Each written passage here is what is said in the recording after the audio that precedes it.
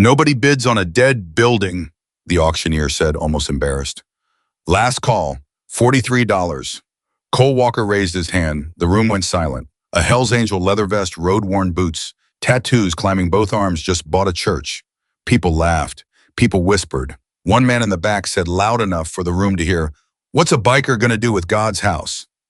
Cole didn't answer. He didn't need to. Because 3 weeks later, when he found what was buried beneath that altar, the whole town of Silver Ridge stopped laughing.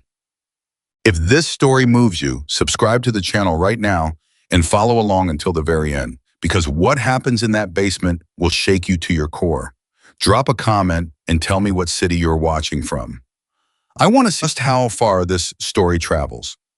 Cole Walker had been called a lot of things in his 53 years on Earth. Dangerous, reckless, trouble waiting to happen. In Silver Ridge, Virginia, when people saw him coming down Main Street on his 1982 Harley-Davidson shovelhead, chrome pipes rattling the windows, engine growling low like something that hadn't decided yet, whether it was angry or just tired, they did one of two things. They stepped back or they crossed the street.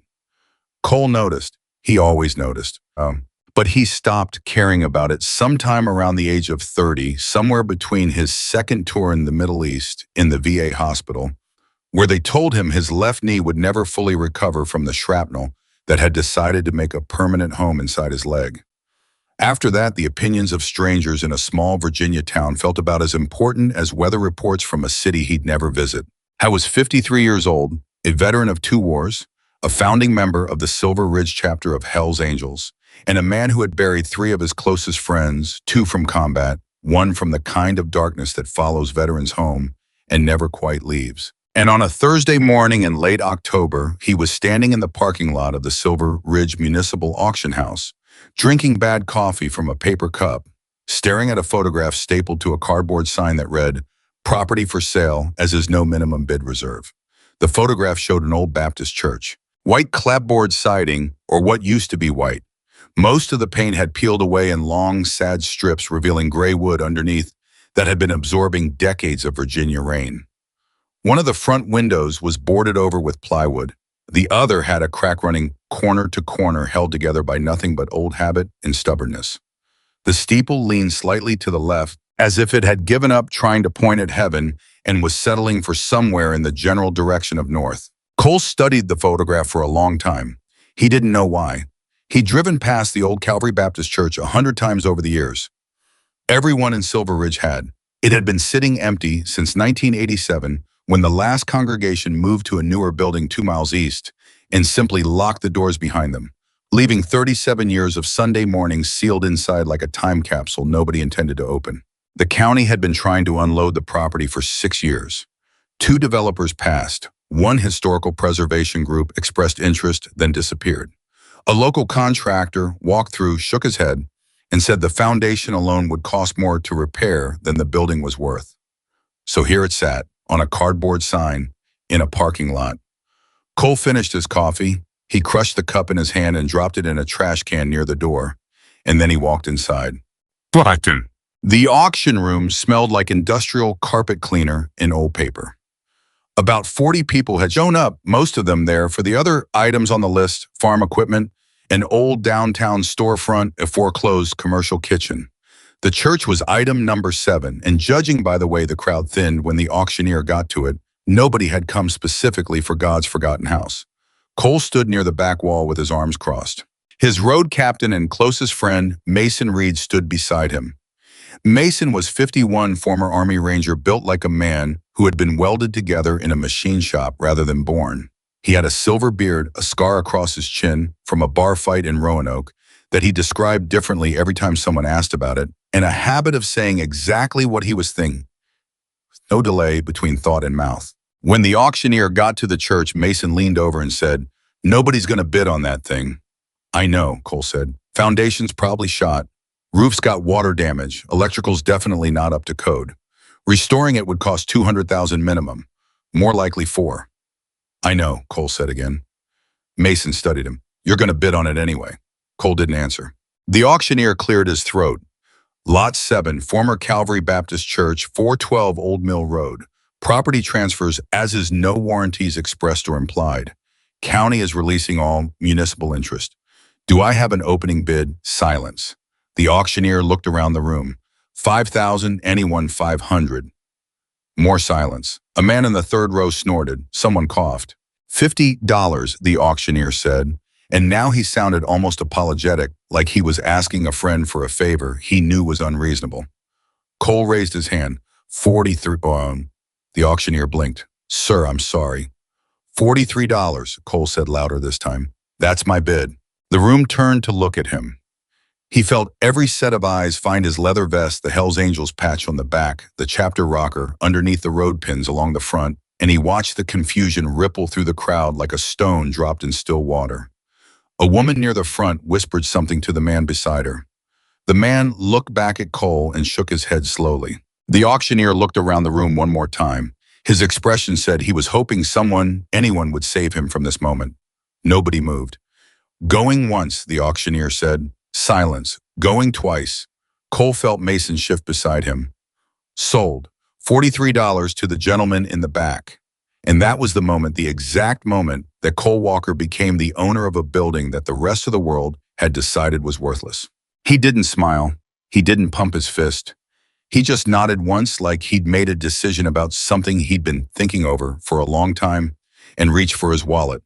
Mason exhaled through his nose. Brother, he said quietly, what exactly did you just do? Cole tucked his wallet back into his vest. I bought a church. I can see that. I'm asking why. Cole was quiet for a moment. Around them, the auction moved on to Lot 8, and people turned back to their programs, already forgetting the strange moment.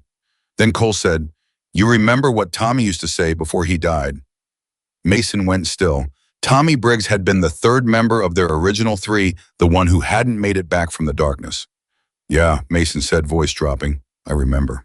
He used to say the worst thing in the world wasn't dying. It was dying forgotten. Cole looked at the photograph still pinned to the auction board. I've been thinking about that for 4 years, and I think I finally know what to do about it. Mason looked at the photograph too, then back at Cole.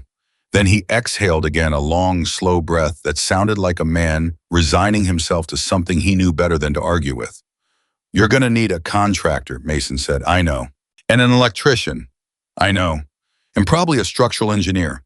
Mason. What? I know. The Silver Ridge chapter of the Hells Angels had 11 active members. Of those 11, 6 were veterans. 3 had done time not for anything violent, not for anything that kept Cole up at night, but for the kinds of mistakes men make when they come home from war and find that nobody's left a map for what to do next.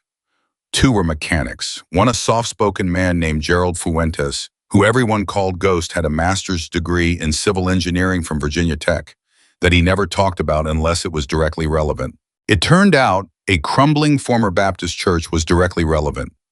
Cole called a meeting that same evening at the club's regular space, a converted garage on the south side of town that smelled permanently of motor oil and coffee. He laid the auction paperwork on the workbench and told them what he'd done. The room was quiet for a moment.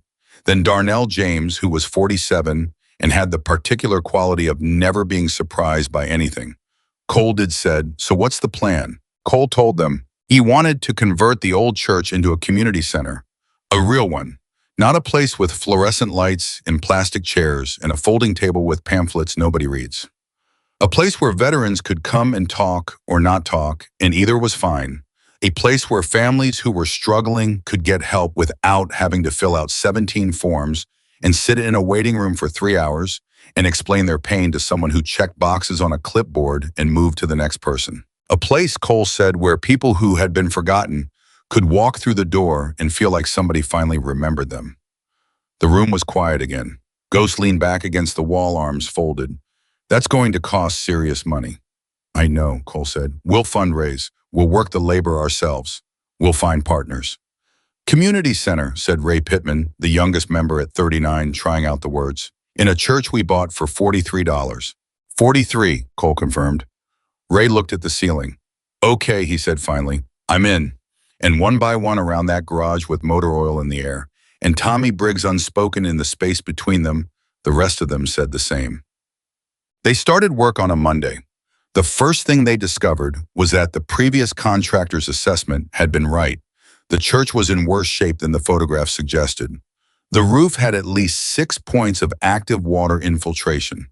Several sections of the subflooring had softened to the consistency of wet cardboard. The electrical panel was so outdated, it had been installed by a man who was probably now either very old or dead. Ghost walked the perimeter with a tablet taking notes, his engineer's brain visibly cataloging problems in order of structural priority. Darnell and Ray tore out the damaged flooring in the vestibule, while Cole and Mason worked on the roof, climbing up before dawn and racing the autumn light. It was hard work, real work, the kind that takes a toll on bodies that have already been asked for too much. 3 days and Cole's knee locked up completely halfway through a morning session, and he had to sit on the edge of the roof with his leg extended for 20 minutes, while Mason worked beside him and pretended not to notice. "You should have that looked at," Mason said, not looking up from the tar sealant he was applying. "I've had it looked at.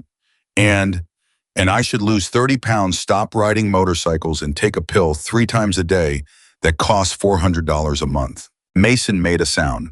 "You doing any of that?" "2 out of 3, Cole said. Mason looked at him. "Which 2? Cole started working again, which was his answer. By Thursday of the first week, they had established a rough daily rhythm. Mason and Darnell handled the structural work. Ghost supervised and calculated. Ray and 2 other members, a quiet man named Carl and a former Navy corpsman named Pete, handled demolition and cleanup. Cole floated organizing, problem-solving, driving to the hardware store at 7 in the morning when Ghost declared they needed a specific type of floor joist that the local lumberyard didn't stock. It should have felt chaotic. It mostly felt like war, which for this particular group of men meant it felt paradoxically like something they were equipped for. But on Thursday evening, something happened that broke the rhythm. Pete had been pulling up damaged flooring near the front of the sanctuary, the large main room where the congregation had once gathered when he stopped working. Cole was near the back wall going through a stack of old wooden trim that might be salvageable, and he noticed the silence before he noticed anything else. "Pete," he called, "what have you got?" Pete stood up slowly. His voice was careful when he answered the way a man sounds when he's describing something he wants to be wrong about. "I've got cold air," he said, "coming up through the floor." Cole crossed the room. He crouched beside the area where Pete had been working and pressed his palm flat against the exposed subfloor. Pete was right. There was a distinct, unmistakable current of cold air pushing up through the gap in the boards. In late October in Virginia, that wasn't impossible. Old buildings breathed. Crawl spaces had air movement. There were a dozen reasonable explanations. Cole told himself of all of them. Then he looked up at Pete, and Pete was looking at him with the same expression, the same careful, not wanting to be wrong face. "Get Ghost," Cole said. Ghost arrived, crouched, felt it, and then pulled out his tablet and started reviewing the documentation they'd obtained from the county when they filed for the renovation permit. The permit package had included a partial set of the original construction drawings, old blueprints from 1924, when the church was first built. Ghost went through them page by page. Cole stood over his shoulder. The drawings showed the church clearly. Foundation walls, load-bearing columns, and the baptismal pool behind the altar, now dry and empty. Utility lines. Crawl space access point on the northeast corner. No basement, no subterranean room, no underground structure of any kind. According to these, Ghost said, the building sits on a standard crawl space foundation, 18 inches of clearance. No full-height underground area. "So where's the air coming from?" Cole asked. Ghost closed the tablet. "I don't know," he said. And for a man whose brain processed uncertainty the way a calculator processed numbers directly without discomfort, those 3 words came out sounding strange, unsettled. Cole looked at the floor. He thought about what Pete had said. Cold air, not warm air pushing up from a furnace or a duct.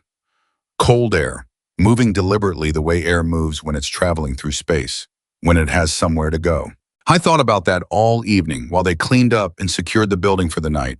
He thought about it on the ride home, the Harley loud and familiar, under him the October night, sharp on his face. And when he finally lay down in bed and the thinking slowed enough for something underneath it to rise to the surface. He thought about a phrase from one of the old hymns he'd heard as a child, sitting in the back row of his grandmother's church in West Virginia. The things that are hidden will be made known. He told himself it was just a building. He told himself old buildings had cold spots. He told himself the air was just air. He told himself all of it, and none of it worked. By the end of the first week, the cold air phenomenon had been discovered by 4 other members of the crew at different points near the front of the sanctuary. Ghost had conducted a systematic check of the crawlspace through the northeast access point and found nothing standard crawlspace, 18 inches of clearance exactly as the blueprints showed.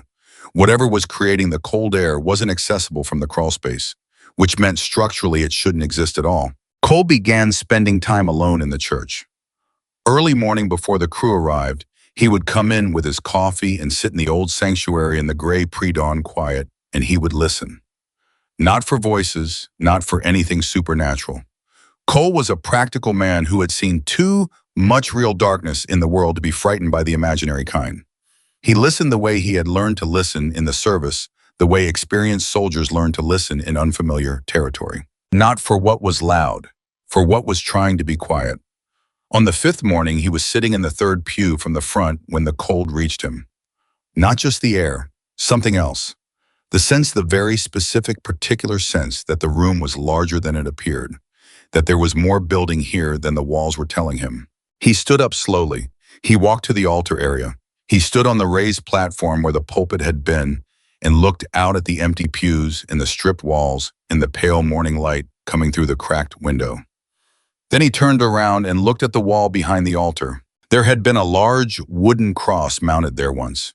He could see the outline where it had hung, the paint slightly different behind where it had sat, protected from decades of light and dust. Someone had removed the cross before the church was locked up, had taken it with them.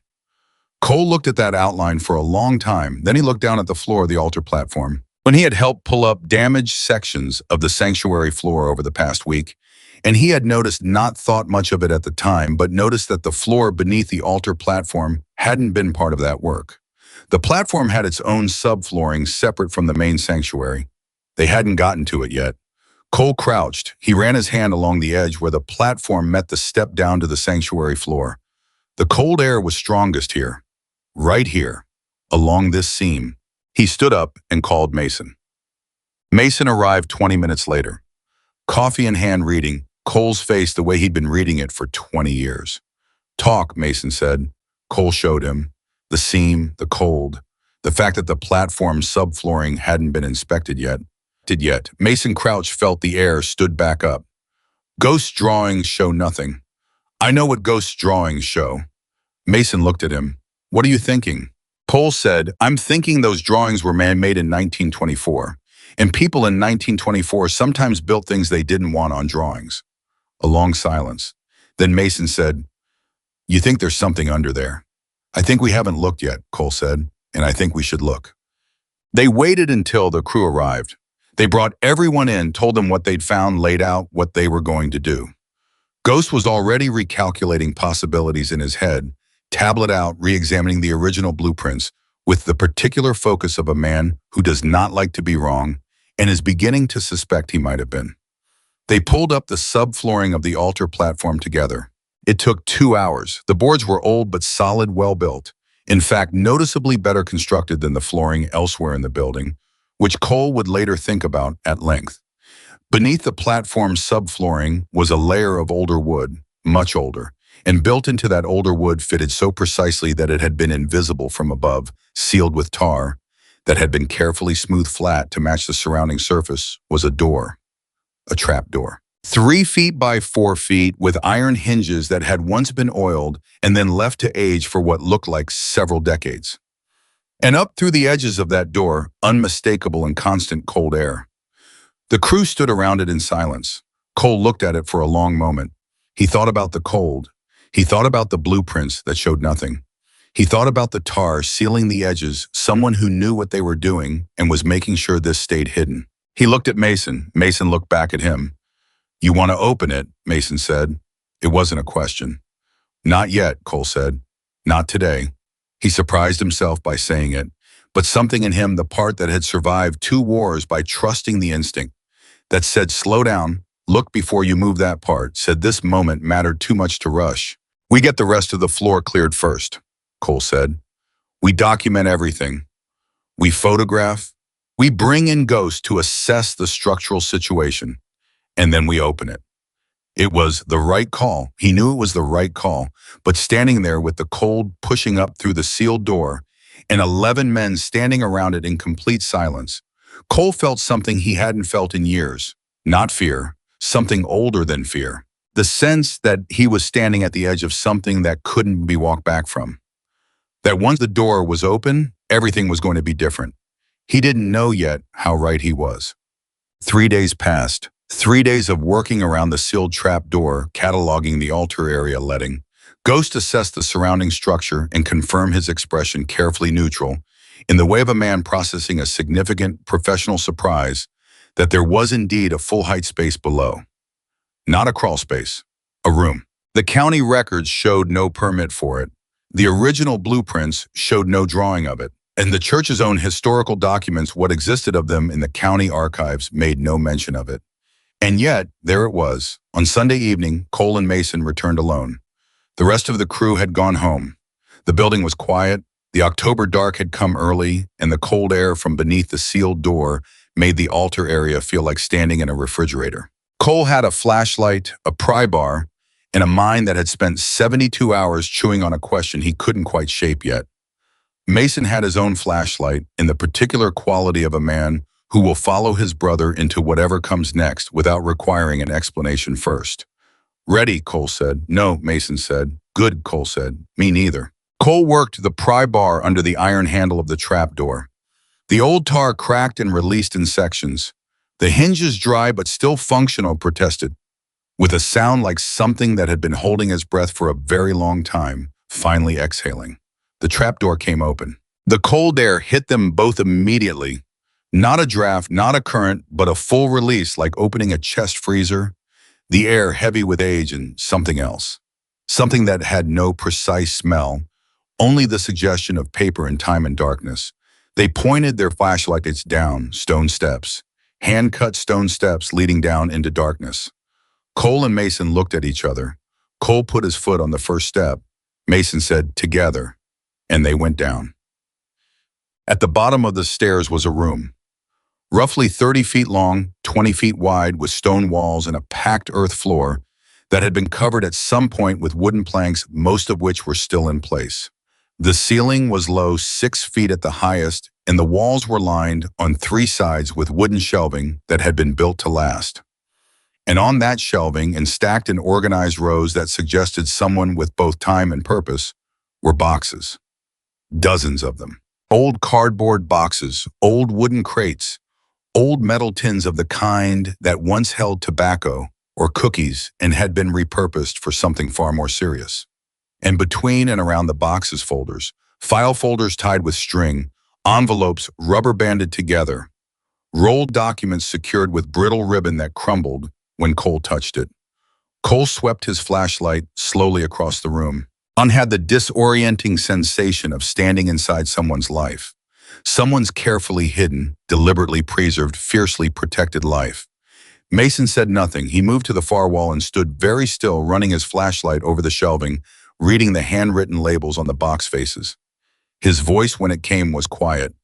"Cole," he said. Cole moved to where Mason was standing. He read the label on the nearest box, and the world shifted. Because the label didn't say church records or donation ledgers or congregation minutes. It said, "Families, what was taken, what can be proven." Cole stood there in the cold underground dark with his flashlight on those words. Behind him at the top of the stone stairs, the church waited. The church that nobody wanted. The church that sold for $43 because the world had decided it held nothing worth saving. Cole reached and put his hand on the box. He didn't open it yet. He just stood there for a moment with his palm flat against the cardboard and let the weight of what was happening settle into him the way cold settles into old bones. Then he looked at Mason. "Call the others," he said. "All of them." "Tonight," Mason said. "Tonight," Cole said.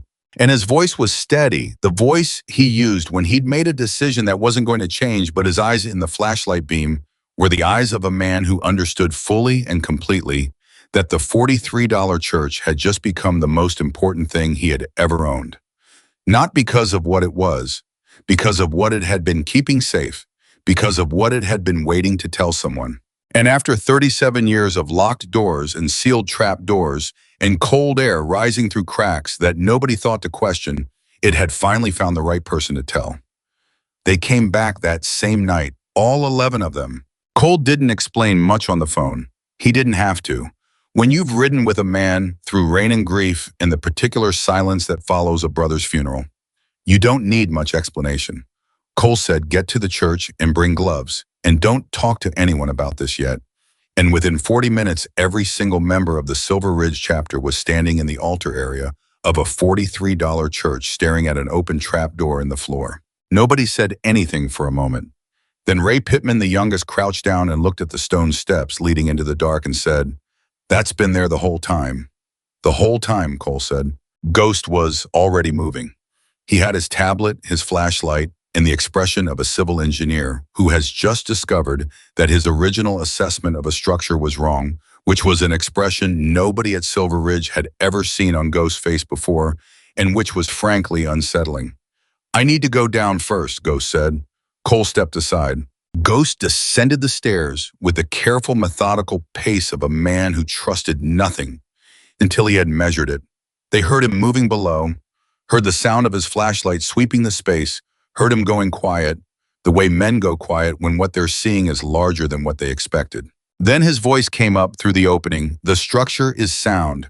Stone foundation walls original to the building. This room was built at the same time as the church, or very close to it. It was not added later." Cole looked at Mason. Mason's jaw had tightened. "So it was always there," he said. "It was always part of the plan." "Always part of someone's plan," Cole said. They went down. All 11 of them, filling the low-ceilinged room with the collective heat of bodies and the collective weight of attention. Flashlight beams crossing back and forth across those shelves, those boxes, those carefully organized folders tied with string and sealed with wax and labeled in handwriting that was formal and deliberate and very, very old. Darnell moved to the nearest shelf and read the labels slowly, methodically, the way he did everything. 1931, he said. 1934, 1936, 1940, he paused. "These go up to what looks like 1963. 30 years of records," Ghost said quietly. "Records of what?" Ray asked. Cole had already put on his gloves. He reached for the box labeled 1936. Not the oldest, not the newest, but something about that particular year. The middle of the Depression made his gut tell him to start there. He lifted the lid carefully. Inside were folders. Inside the folders were documents. Handwritten ledgers, typed correspondence, carbon copies of legal papers, thin as onion skin. Photographs, black and white, some of them formal portraits, and some of them candid, taken outside buildings, outside houses, outside courtrooms. Cole picked up the first folder and opened it. He read for 2 minutes without speaking. The room waited. When he finally looked up, his face had changed. Not dramatically, Cole Walker was not a man who showed everything on his face, but something behind his eyes had gone very still. The particular stillness of a man who has just understood something he cannot ununderstand. "These are records," he said, "of property transactions, land purchases, business transfers." He paused. "Forced ones." Silence. "What do you mean forced?" Pete said. Cole held up a document. "This is a loan agreement from 1936. A family, the Hendersons, borrowed money from a private lender to keep their farm through the Depression. The interest rate in this agreement is written as 6%. He turned to the next page in the folder. "This is the actual note they signed. The interest rate is 22%. He looked up. They didn't know. The man who sat across from them and explained the loan told them 6. What they signed said 22. And when they couldn't pay, he held up the third document. "They lost everything," Mason said flatly. "They lost the farm," Cole said. "Their house, 43 acres that had been in the family since 1892. He set the documents down carefully. "And the man who bought it at the foreclosure auction was the same man who gave them the loan." The room went completely still. Cole reached into the box and pulled out another folder. Another family. Same structure, different year, different names, same outcome. He pulled another and another. "How many boxes are there?" Pete asked. Ghost had been counting. 41, he said, at minimum. 41 boxes, 30 years of records. A room built into the foundation of a church hidden beneath an altar sealed with tar and silence, and a trapdoor that no official document acknowledged existed. Ray said what everyone was thinking. Who put this here? Cole looked at him. Someone who knew what happened, he said, and couldn't prove it any other way. They worked through most of the night. They were careful. Ghost had brought archival gloves, the thin cotton kind, the kind you use for old documents, and passed them around. They handled each folder, each envelope, each photograph with the attention of men who understood that what they were holding was fragile in multiple ways, not just the paper. The truth carried inside it. Around 2 in the morning, Cole found the name for the first time. It appeared on a letter-type form dated March 14th, 1938, in the upper right corner where the sender's information was printed. The letter was addressed to the county clerk requesting a formal review of a land transfer that the sender believed had been fraudulently obtained. The letter was never answered. Or rather, it was answered. There was a carbon copy of the response clipped to the back with a form letter explaining that the county clerk's office had reviewed the matter and found no irregularities. The name on the original letter, the name of the person who had requested the review, was a woman. Her name was Margaret Hollis Carter. Cole read the name twice. Then he read the response letter. Then he sat on the packed earth floor of the hidden basement of a $43 church at 2 in the morning and held those 2 pieces of paper in his gloved hands for a long time. Mason appeared at his shoulder. "What have you got?" Cole held up the letters. Mason read them. His face did that thing it did sometimes, the tightening, the contained anger of a man who had seen enough injustice in his life to recognize it quickly and feel it deeply. "She went to the clerk," Mason said. "She went to the clerk," Cole confirmed, "and got a form letter. So she already knew. She knew what was happening, and she tried." "And nobody listened," Cole said. He put the letters back in their folder carefully, precisely. Then he stood up and looked around the room at his men moving slowly through the shelves, reading, photographing, making notes. 11 men in leather vests and work gloves in an underground room full of stolen histories. "I need to know everything about Margaret Hollis Carter," he said to no one in particular and everyone at once. "And I need to know about a name that keeps coming up in these documents." He paused. "Richard Mosby." The name landed in the room like a stone. Ghost looked up from across the shelves. Even Ray, who was 23 years younger than most of them and hadn't grown up in Silver Ridge, went still. Because in Silver Ridge, Virginia, you didn't have to have grown up there to know the name Mosby. The Mosby Property Group had its sign on 6 commercial buildings downtown, 2 shopping centers on the east side, and a new mixed-use development going up on what had formerly been public green space near the river. The Mosby name was on the Silver Ridge Community Hospital wing. It was on the endowment board of the County Historical Society. It was, in short, everywhere. And it had been everywhere since long before any of them were born. Richard Mosby, Ghost said carefully, is Daniel Mosby's grandfather. "Was," Cole said. "He's been dead since 1979. "But Daniel isn't," Mason said. "No," Cole said. "Daniel isn't." Another silence. Longer this time. Darnell, who had been quiet for a while, spoke from the far end of the room. His voice was level, the voice he used when he was thinking something through in real time and wanted the room to follow his reasoning. "What we have here," he said, "are records of what looks like systematic fraud, predatory lending, manipulation of legal documents, property theft effectively carried out over 3 decades against families who had no power to fight back." He paused. "And the primary name attached to these transactions is Mosby." "That's what it looks like," Cole said. "And someone hid all of this," Darnell continued, "under the altar of a church. On purpose. Deliberately. In a room that doesn't exist on any official record." "Yes. Because they couldn't expose it any other way." "That's what it looks like," Cole said again. Darnell nodded slowly. "Okay," he said, and that was all he said, but the way he said it, quiet, resolve, settled, was the sound of a man who had just decided something important about what came next. Cole looked around the room one more time. All 11 men, all watching him, all waiting. "We document everything," Cole said. "Every folder, every photograph, every document. We photograph it all before we move anything. We handle nothing without gloves. We tell nobody outside this room until we know exactly what we have." He paused. "And then we find Margaret Carter. She'd be very old," Ghost said, "if she's still alive." "She'd be very old," Cole agreed, "but we look." They were back at dawn. They spent 4 days doing nothing but documentation. Ghost designed a cataloging system. Ray proved to have the most organized mind in the room for this kind of work. He labeled, cross-referenced, photographed each item, front and back, and created a digital index on his laptop that grew by the hour. What emerged from those 4 days was a picture, not a complete one, not yet, but enough of one to understand the shape. Over a period of roughly 30 years, from approximately 1929 to 1961, a pattern had repeated itself dozens of times in and around Silver Ridge. Families, almost exclusively poor farmers, widows, veterans, returning from 2 different wars, had come to a private lending organization for help. They had received loans. The loan terms they were told verbally were different from the terms they signed.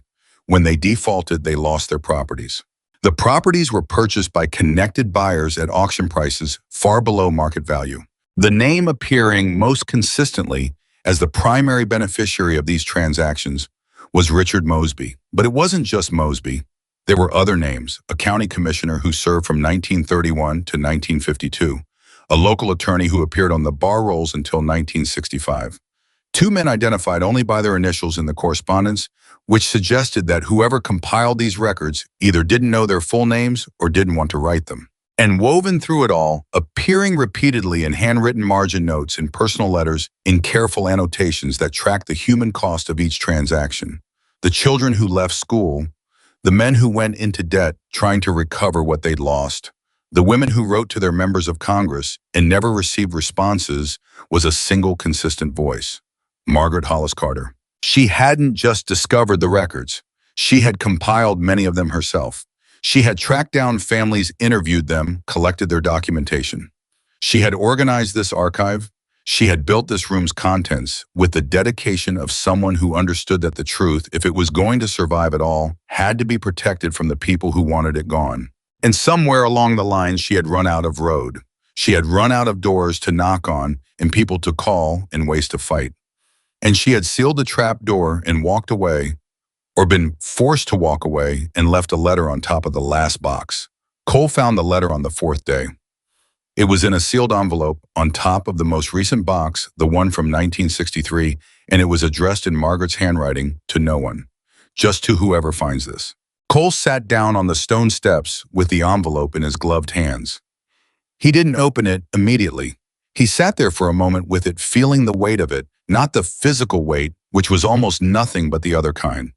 The weight of something that had waited a very long time to be held. Then he opened it. The letter was 1 page. The handwriting was careful and controlled the handwriting of someone writing slowly because they understood that what they were writing mattered, and they did not want to get it wrong. Cole read it once. Then he read it again. Then he folded it carefully along its original creases, placed it back in its envelope, and sat quietly for a long time. Mason came and sat beside him on the steps. He didn't ask. He waited. Cole said, "She wrote, I have done everything I could do. I have knocked on every door and written every letter and found every family I could find. I could not fix it. I was not enough, and the people with the power to fix it chose not to. I am leaving this here because I refuse to let it disappear. Someday someone will find it. Someday someone will care. I am asking that person, whoever you are, whenever you find this, not to let these people be forgotten. They were real. What happened to them was real. Someone has to remember the people nobody protected." Mason was quiet for a long time. Then he said, "She sounds like Tommy." Cole looked at him. "The thing Tommy used to say," Mason said, "about the worst thing being forgotten." He shook his head slowly. "She was saying the same thing, just in a different time, from a different kind of war." Cole looked at the letter in his hand. "We have to find her," he said. "Ghost is already looking." "I know, but I need to find her myself. I need to be the one who tells her." Mason studied him. "Tells her what?" Cole folded the letter once more and held it carefully. "That it worked," he said. "That she hit it right, and we found it, and it's still here. Everything she saved is still here." He paused. "That she was enough after all." Ghost found her in 6 days. Not a death record, a tax record, then a utility account, then a property listing.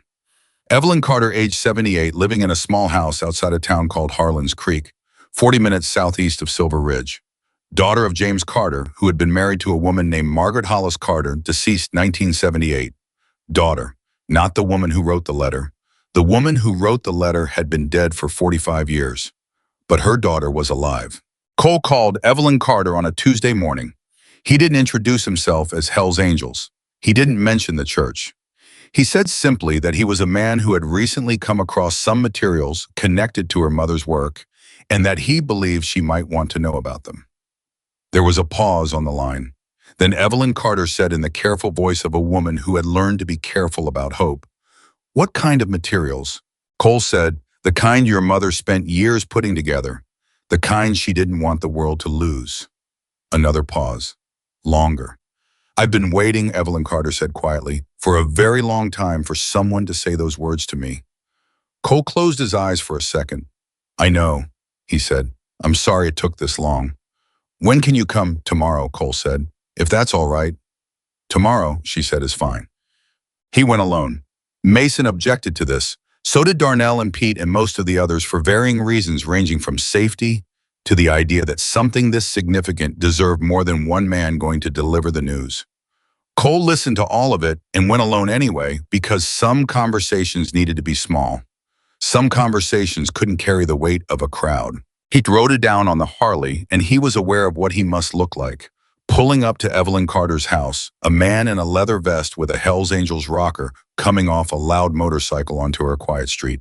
He was aware of it, and there was nothing to be done about it, so he parked, cut the engine, and walked up to the front door and knocked. She opened the door herself. She was small, white-haired, with the eyes of someone who had been looking for something for a very long time and had gotten practiced at controlling the expression that accompanied that looking. She studied him for a moment without speaking. Cole said, "Mrs. Carter, I'm Cole Walker. Thank you for seeing me." She looked at the patch on his vest. She looked at his face. She said, "You bought the church." Cole blinked. "You know about the auction?" "I've been watching that property for 40 years, she said simply. "Come inside." She had coffee already made, which told him she hadn't slept much the previous night, and she poured them both a cup without asking and sat down across from him at her kitchen table with the directness of a woman who had spent too much of her life circling around things and had no patience left for it. "Tell me what you found," she said. Cole told her. All of it. The cold air in the floor, the sealed trap door, the stone steps, the room, the shelves, the 41 boxes. He told her about the pattern in the documents, the names, the loan schemes, the families. He told her about Richard Mosby. Evelyn Carter listened without interrupting. Her coffee sat untouched in front of her, and her hands were folded on the table, and her face was very still. The face of a woman hearing something confirmed that she had always known was true and had always been told was not. When Cole finished, she was quiet for a moment. Then she said, "My mother found that room in 1949. Cole looked at her. She had been working as a cleaning woman for the church. The pastor at the time, a man named Aldridge, had hired her to come in once a week. One afternoon, she was cleaning the altar area, and she noticed the floor wasn't right. The boards didn't quite match. She went back that night on her own and found the trapdoor." Evelyn paused. Below it were some records that had been left there by someone even earlier.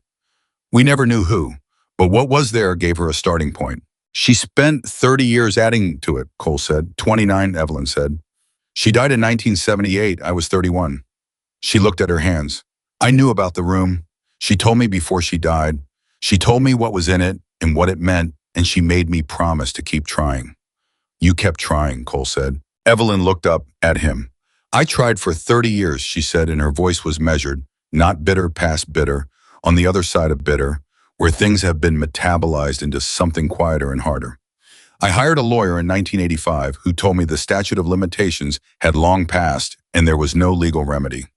I went to the local newspaper in 1991, and the editor sat with me for 2 hours and then told me he couldn't publish anything without documents he could verify. I went to the County Historical Society in 2003 and was told my mother's work was, quote, anecdotal and unsubstantiated." She paused. "Every door I knocked on, someone told me I didn't have what I needed, and I couldn't show them the room because I couldn't." She stopped. "Because you couldn't go back," Cole said quietly. Evelyn looked at him. "You couldn't go back to the church," Cole said, "because it wasn't yours, because it had been locked since 1987, and whoever owned it had no obligation to let you in." He paused. "You were carrying something you couldn't use." Evelyn's jaw tightened, just slightly. Then she said, "For 47 years. Cole set down his coffee cup. He leaned forward, slightly elbows on the table, and he said carefully, because this mattered, because the way he said it mattered. You don't have to carry it alone anymore. She looked at him for a long moment. Her eyes were dry.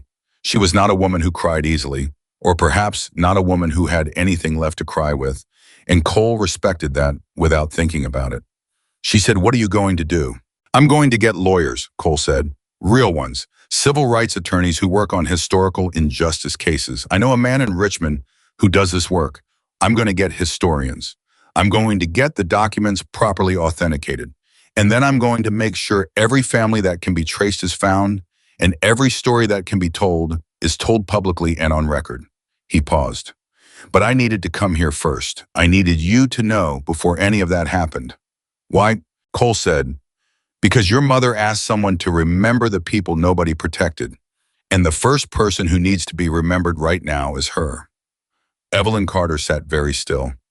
Cole watched something move across her face, something old and restrained and enormous, something that had been living in a sealed room of its own for a very long time. She picked up her coffee cup. She put it down again. She looked at the table. When she looked up, she said, "My grandmother lost her farm in 1936, 43 acres. She raised 5 children on that land. When she lost it, the family moved into a rented room above a hardware store. 2 of my mother's brothers left school to work. My mother was 11 years old." She paused. She never got over it, not because of the land, because of the way it happened. Because the man who did it sat across from her mother and spoke kindly and called himself a helper and took everything. She said the word like it had a weight she had been carrying in her mouth for 78 years. And nobody, she said, believed it happened. Nobody who had the power to do anything about it. Cole nodded. "Until now," she said. "Until now," Cole said. "If you'll help us." Evelyn Carter looked at him for a long time. She looked at the patch on his vest. She looked at his road-worn hands, in his veteran's eyes, in the $43 reality of everything that had led to this kitchen table on a Tuesday morning. Then she said, "I've been waiting for someone with the nerve to actually use what's in that room." "I've got nerve," Cole said, "and 11 men who feel the same way." Something moved in her face. Not quite a smile. Something older than a smile. "All right, Mr. Walker," Evelyn Carter said. "Let's talk about what we do next." Cole drove back to Silver Ridge as the sun dropped behind the ridgeline and the October sky went orange and cold and wide. He was thinking about Margaret Carter, who had spent 29 years building an archive in a room that didn't officially exist in a church. Nobody valued in a town that had decided powerful people were more important than true ones. He was thinking about Evelyn, who had carried that inheritance for 47 years without being able to set it down. I was thinking about his men, 11 of them back at the church right now, cataloging boxes in an underground room, doing the work that nobody asked them to do in a building that the world had valued at $43. He pulled up to the church and cut the engine. Mason was waiting outside, which meant something had happened. Cole got off the bike. "Talk," he said. Mason's face was the controlled face he used when he was managing something serious and didn't want to escalate it prematurely. "We had a visitor," he said, "while you were gone." Cole went still. "Who?" Mason looked at him. "Daniel Mosby." The name landed exactly the way it had landed in the basement, like a stone dropping into deep water. Cole said, "What did he want?" "Said he heard we were restoring the church," Mason said. "Said he wanted to offer financial support. Said the Mosby Foundation had a long history of community investment in Silver Ridge, and he'd love to be involved."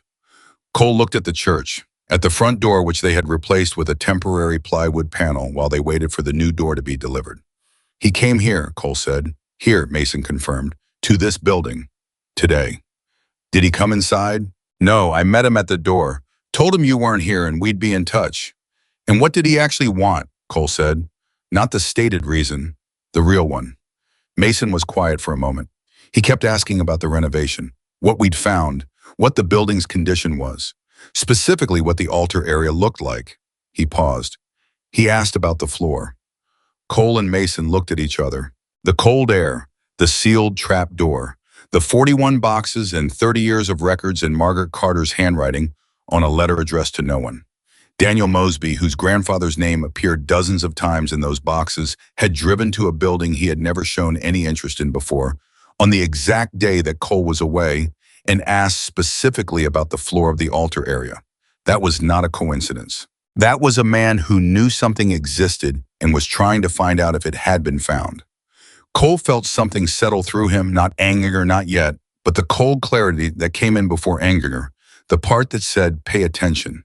This matters, don't get ahead of yourself. He'll be back, Cole said.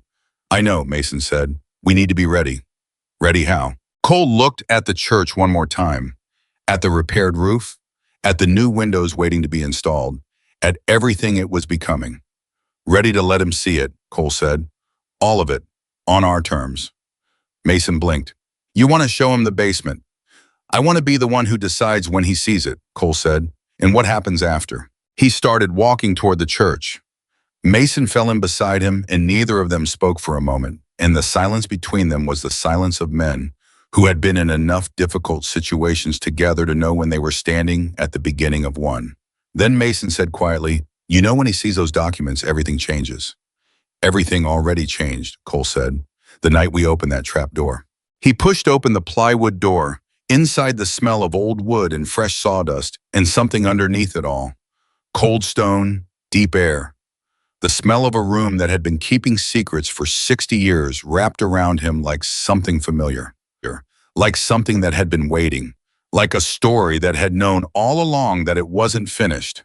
Daniel Mosby called the next morning at 8:47. Cole was standing in the basement with a cup of coffee and a folder of documents when his phone rang. He looked at the screen. Unknown number, Silver Ridge area code. He let it ring 3 times, then answered. Mr. Walker. The voice was smooth, practiced. The voice of a man who had been trained from an early age to enter rooms and make people feel like the room had been waiting for him. This is Daniel Mosby. I stopped by yesterday. I'm sorry I missed you. I heard, Cole said. He kept his voice level, pleasant even. What can I do for you, Mr. Mosby?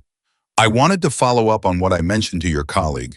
The Mosby Foundation has a long history of supporting community development in Silver Ridge. And when I heard about what you're doing with the old Calvary Baptist property, well, I have to say I was genuinely moved. It's a wonderful thing what you and your group are doing. Cole listened to every word, not just the words, the speed of them, the way they came out polished and ready, like a speech rehearsed in front of a mirror. A man this smooth didn't make calls like this without a reason that wasn't the stated one. We appreciate that, Cole said. I'd love to come by and see the progress, and to discuss what kind of support might make sense. Financial, certainly, but also connections, contractors, permitting, that kind of thing. A pause. I understand you're doing a lot of the structural work yourselves, which is admirable, but a project this size could benefit from some professional resources. Cole looked at the shelf nearest him, at the box labeled 1938, at the folder inside it that contained the original loan agreement, the fraudulent one signed by a farmer named Henderson, who had trusted a man who had looked him in the eye and lied. That's very generous, Cole said. Why don't you come by Friday afternoon around 3? A small beat of surprise in the silence. Cole had expected him to negotiate the timing, try to move it up, get there faster. The surprise meant he had expected Cole to be cagey, to delay, to make this difficult. Friday works perfectly, Daniel said, recovering immediately. I'll see you at 3. Cole ended the call and looked at Mason, who had come down the stairs quietly during the conversation and was standing with his arms crossed and his expression asking the question his mouth hadn't opened to ask yet. He's coming Friday, Cole said. I heard. You're really going to let him in? I'm going to let him in, Cole said, to exactly what I want him to see. Mason studied him. In the basement. Cole looked around the room at the 41 boxes now fully cataloged, cross-referenced, photographed, and organized. At Ghost archival system, meticulous and undeniable. At the stone walls that had held this secret for 60 years. The basement, Cole said, is the last thing he sees. They had 3 days. Cole used them. He called Marcus Webb on Tuesday morning, a civil rights attorney in Richmond who had spent 20 years working on cases involving historical land fraud, predatory lending, and the particular brand of institutional theft that had stripped wealth from Black and poor white families across the rural South for most of the 20th century. Cole had met Marcus at a veterans benefit 4 years earlier and had stored the man's number in his phone the way you store a fire extinguisher, hoping never to need it, but absolutely certain you want it within reach. Marcus answered on the second ring, listened to Cole's summary for 4 minutes without speaking, and then said, "How many boxes did you say?" 41, fully documented, photographed, original materials, pristine condition. A pause. He paused. "Cole, do you understand what you might be holding?" "I'm starting to," Cole said. "I need to see this," Marcus said. "Not next week.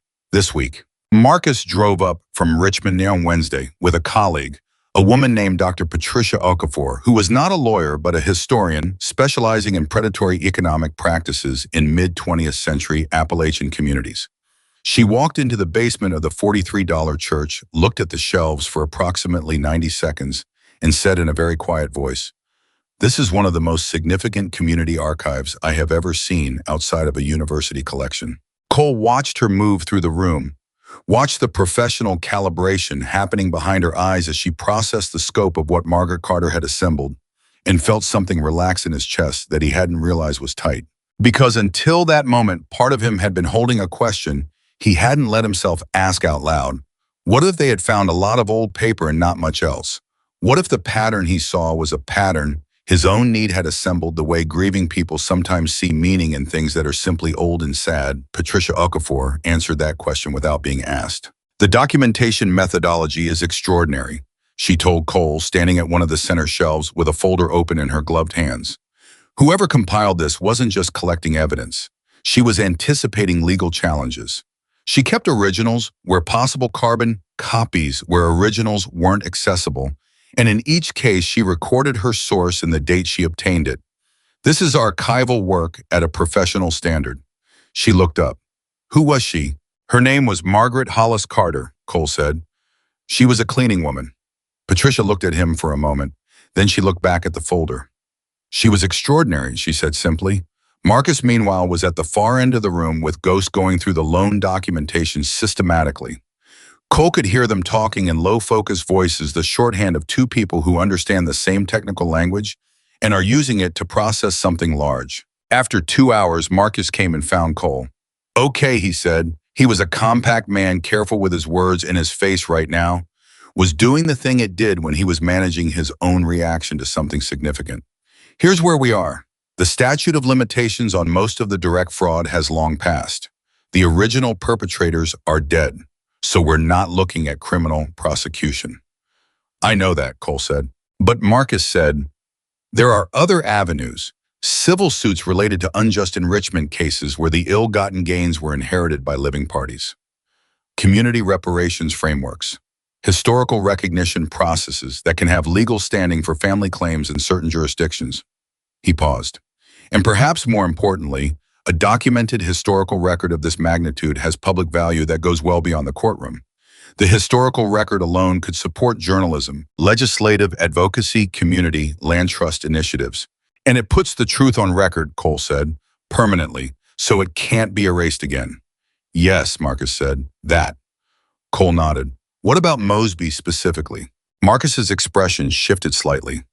"The Mosby family's current wealth has direct documented connections to multiple properties in these records. The chain of title can be traced. That creates exposure, not necessarily criminal, but civil and reputational." He paused carefully. "Mr. Walker, when Daniel Mosby comes here Friday, you need to understand what you're doing. You're not just showing him an old church. You're showing a man evidence that his family built its fortune on the backs of people they defrauded." "I know that," Cole said, "and you're doing it alone, without legal counsel present."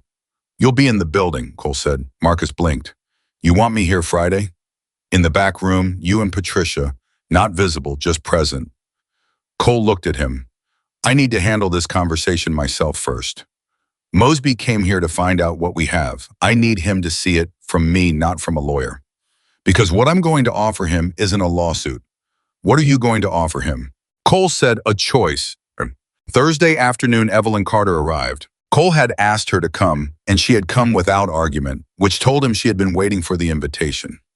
She walked through the front door of the church, slowly looking around at the work they'd done, the repaired walls, the restored windows, the cleaned and strengthened bones of a building that was becoming something, and she was quiet in the way of someone who is processing too many things at once and has chosen silence as the only adequate response. Cole walked beside her.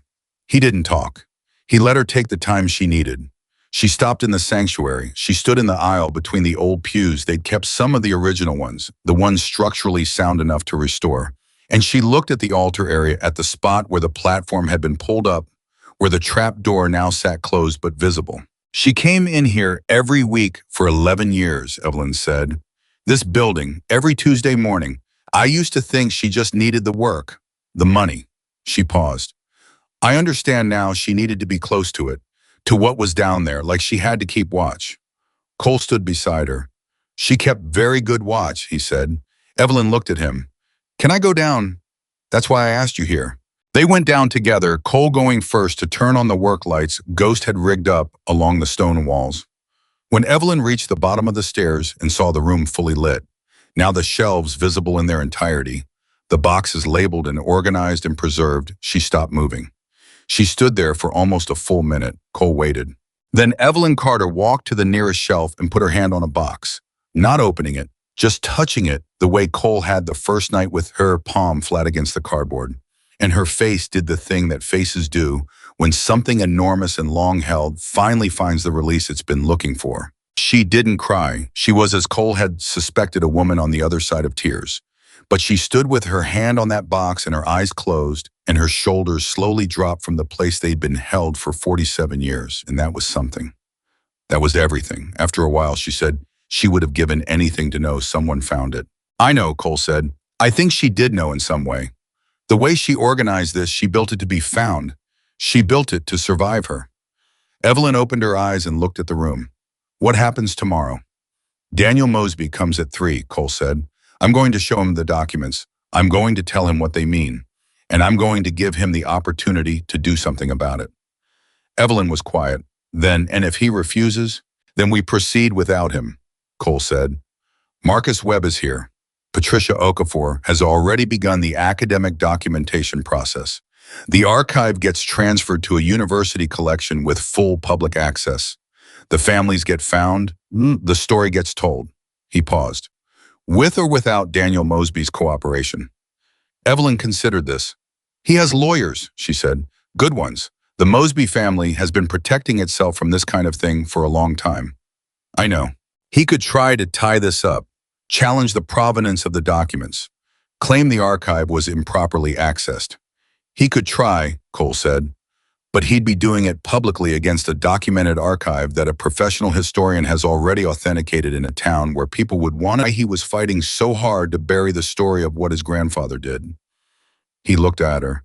I think he's smarter than that. Evelyn studied him for a long time. You've thought about this, she said. Since the night we opened the trap door, Cole said. She nodded slowly.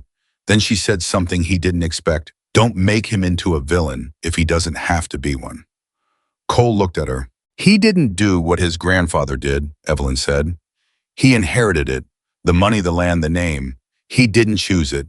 None of us choose what we're born into. She paused. I'm not saying he deserves protection. I'm saying if there's a version of this where he becomes part of fixing it instead of just being the face of what broke that version is better. For everyone.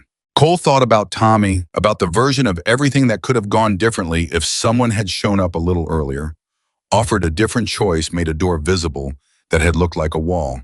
Yeah, he said quietly. I know. Evelyn said. She looked at the shelves one more time. Then let's do this right. Friday came cold and clear. The crew worked the morning as normal. They were installing new windows in the fellowship hall. A job that required precision and focus, and the church smelled of sawdust and fresh caulk, and the particular promise of a building being reclaimed from its own neglect. At 2:30, Cole asked everyone to take a break. He didn't explain why. They didn't ask. They put down their tools and drifted to the side room that served as their job site break room, a space they'd set up with a coffee maker, folding chairs, and a card table. And Cole went to the sanctuary and sat in the front pew and was still for a while. I thought about the Henderson family. 43 acres gone in 1936. A man who had trusted someone and been lied to so precisely and deliberately that the lie had the force of law. He thought about all the Hendersons in those 41 boxes, all the people who had sat across from someone in a suit at a table in an office and believed what they were told, because what else do you do? You can't survive in the world if you assume everyone is lying to you. I thought about Evelyn carrying this for 47 years. He thought about Margaret Carter in this building every Tuesday morning for 11 years, keeping watch over the room below. He thought about Tommy, who had come home from war and found that the home he'd come back to had no map for him and how nobody had shown up in time to help him find one. He sat with all of it, the weight of it, the specific human irreversible weight of what happens when people are left alone with things that are too heavy to carry alone. At 2:58, he heard a car in the parking lot. Cole stood up. He straightened his vest. He walked to the back of the sanctuary where he had set up a table, a simple folding table with two chairs facing each other across it. On the table were three folders, not all 41 boxes, three folders carefully selected by Cole and Marcus together, representing the clearest and most unambiguous documentation of the pattern. The Henderson Loan. A 1941 case involving a widow named Ruth Mae Simmons, who had lost her home and her late husband's business in the same 18-month period. And a 1952 case involving a veteran named Earl Dobbins, who had returned from Korea and lost his family's land within 2 years of coming home. Three stories, three families, three files with Richard Mosby's name handwriting or signature on the key documents. The front door opened. Daniel Mosby was 55 years old, silver-haired, well-dressed in the way of a man who wore expensive clothes with the ease of someone who had never had to think about them. He had the build of an athlete who had stopped competing 15 years ago and maintained enough of it to still carry himself like one. He walked in and looked around at the renovation work with an expression of genuine appreciation that might have been real, Cole couldn't tell yet, and then his eyes found Cole. "Mr. Walker," he said, extending his hand. "Daniel Mosby, thank you for having me." Cole shook his hand. "Thanks for coming. Can I show you around?" I gave Mosby the tour, the fellowship hall with its new windows, the repaired structural work in the vestibule, the restored exterior wall. He talked about the plan, the community center, the veterans space, the resource programs. He talked about it the way he'd been talking about it since the beginning, with the plainness of a man who means what he says, and he watched Daniel Mosby respond to it with what appeared to be genuine interest. That was the thing about Daniel Mosby, Cole was realizing.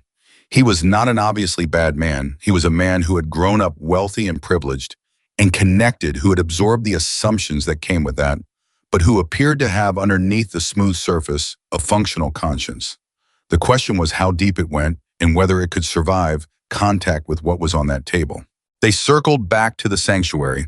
Cole walked Mosby to the table and gestured to the chair opposite his. "Sit down for a minute," Cole said. "There's something I need to show you." Mosby sat. He looked at the three folders on the table. Something in his posture, subtle, slight, the kind of thing you only caught if you were watching for it, shifted. Cole sat across from him. He picked up the first folder and opened it and laid it flat on the table facing Mosby. "This is a loan agreement from 1936, Cole said. "A farmer named Henderson. He borrowed money to keep his farm. The man who told him the terms said 6% interest. The document he signed says 22. Cole turned to the next page. "This is the foreclosure notice, 18 months later. And this," he turned to the third page, "is the record of the foreclosure auction. The property was purchased by the lender, below market value legally." He looked at Mosby. Mosby was looking at the documents. His face was careful, very careful. "The lender's name," Cole said, "is on the signature line of the original loan agreement. Right there." He pointed, not touching the document. "Richard Mosby." Silence. Daniel Mosby looked at the signature for a long time. Cole opened the second folder, laid it on top of the first. Ruth Mae Simmons, 1941. Same pattern, same lender, different year, different name, same outcome. He opened the third folder. Earl Dobbins, 1952, Korean War veteran, home within 2 years of coming back. He paused. Same lender. The silence in the room had a specific quality now, the quality of something that has been a secret for a very long time, realizing that it isn't anymore. Daniel Mosby was not, Cole noted, doing the thing Cole had half expected, reaching for denial, reaching for dismissal, reaching for the smooth businessman's deflection that said this is very old and very complicated and perhaps not quite what it appears to be. He was doing none of that. He was sitting very still and looking at his grandfather's handwriting on documents that told a story about who that man had been. Cole let the silence hold for a moment. Then he said, "There are 41 boxes downstairs." Mosby looked up slowly. Beneath this room, Cole said, in a basement that's on no official record, a woman named Margaret Carter spent 29 years putting together the documentation of what happened to those families. She couldn't prove it in any forum that would listen, so she preserved it and she left it. Cole paused. We found it when we bought this building. For $43, Mosby said, quietly, almost to himself. For $43, Cole confirmed. Another long silence. Then Mosby said, and his voice was different now. Less smooth, more careful, the voice of a man navigating something without the map he'd expected to have. How long have you known about my family's connection to these records? Since about day 4, Cole said, and you called me and invited me here. Yes. Why, Mosby said. You could have gone to the press. You could have gone to a lawyer. He paused. Why are you sitting across a table from me instead? Cole leaned back in his chair.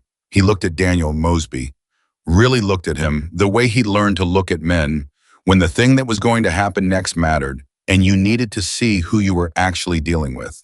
Because your grandfather did what he did, Cole said, not you. And because there are 2 ways this goes. One way, I take 41 boxes of documentation to Marcus Webb and Patricia Okafor in the Richmond Times-Dispatch, and the story of what Richard Mosby did to those families gets told publicly without you, and you spend the next several years managing the fallout.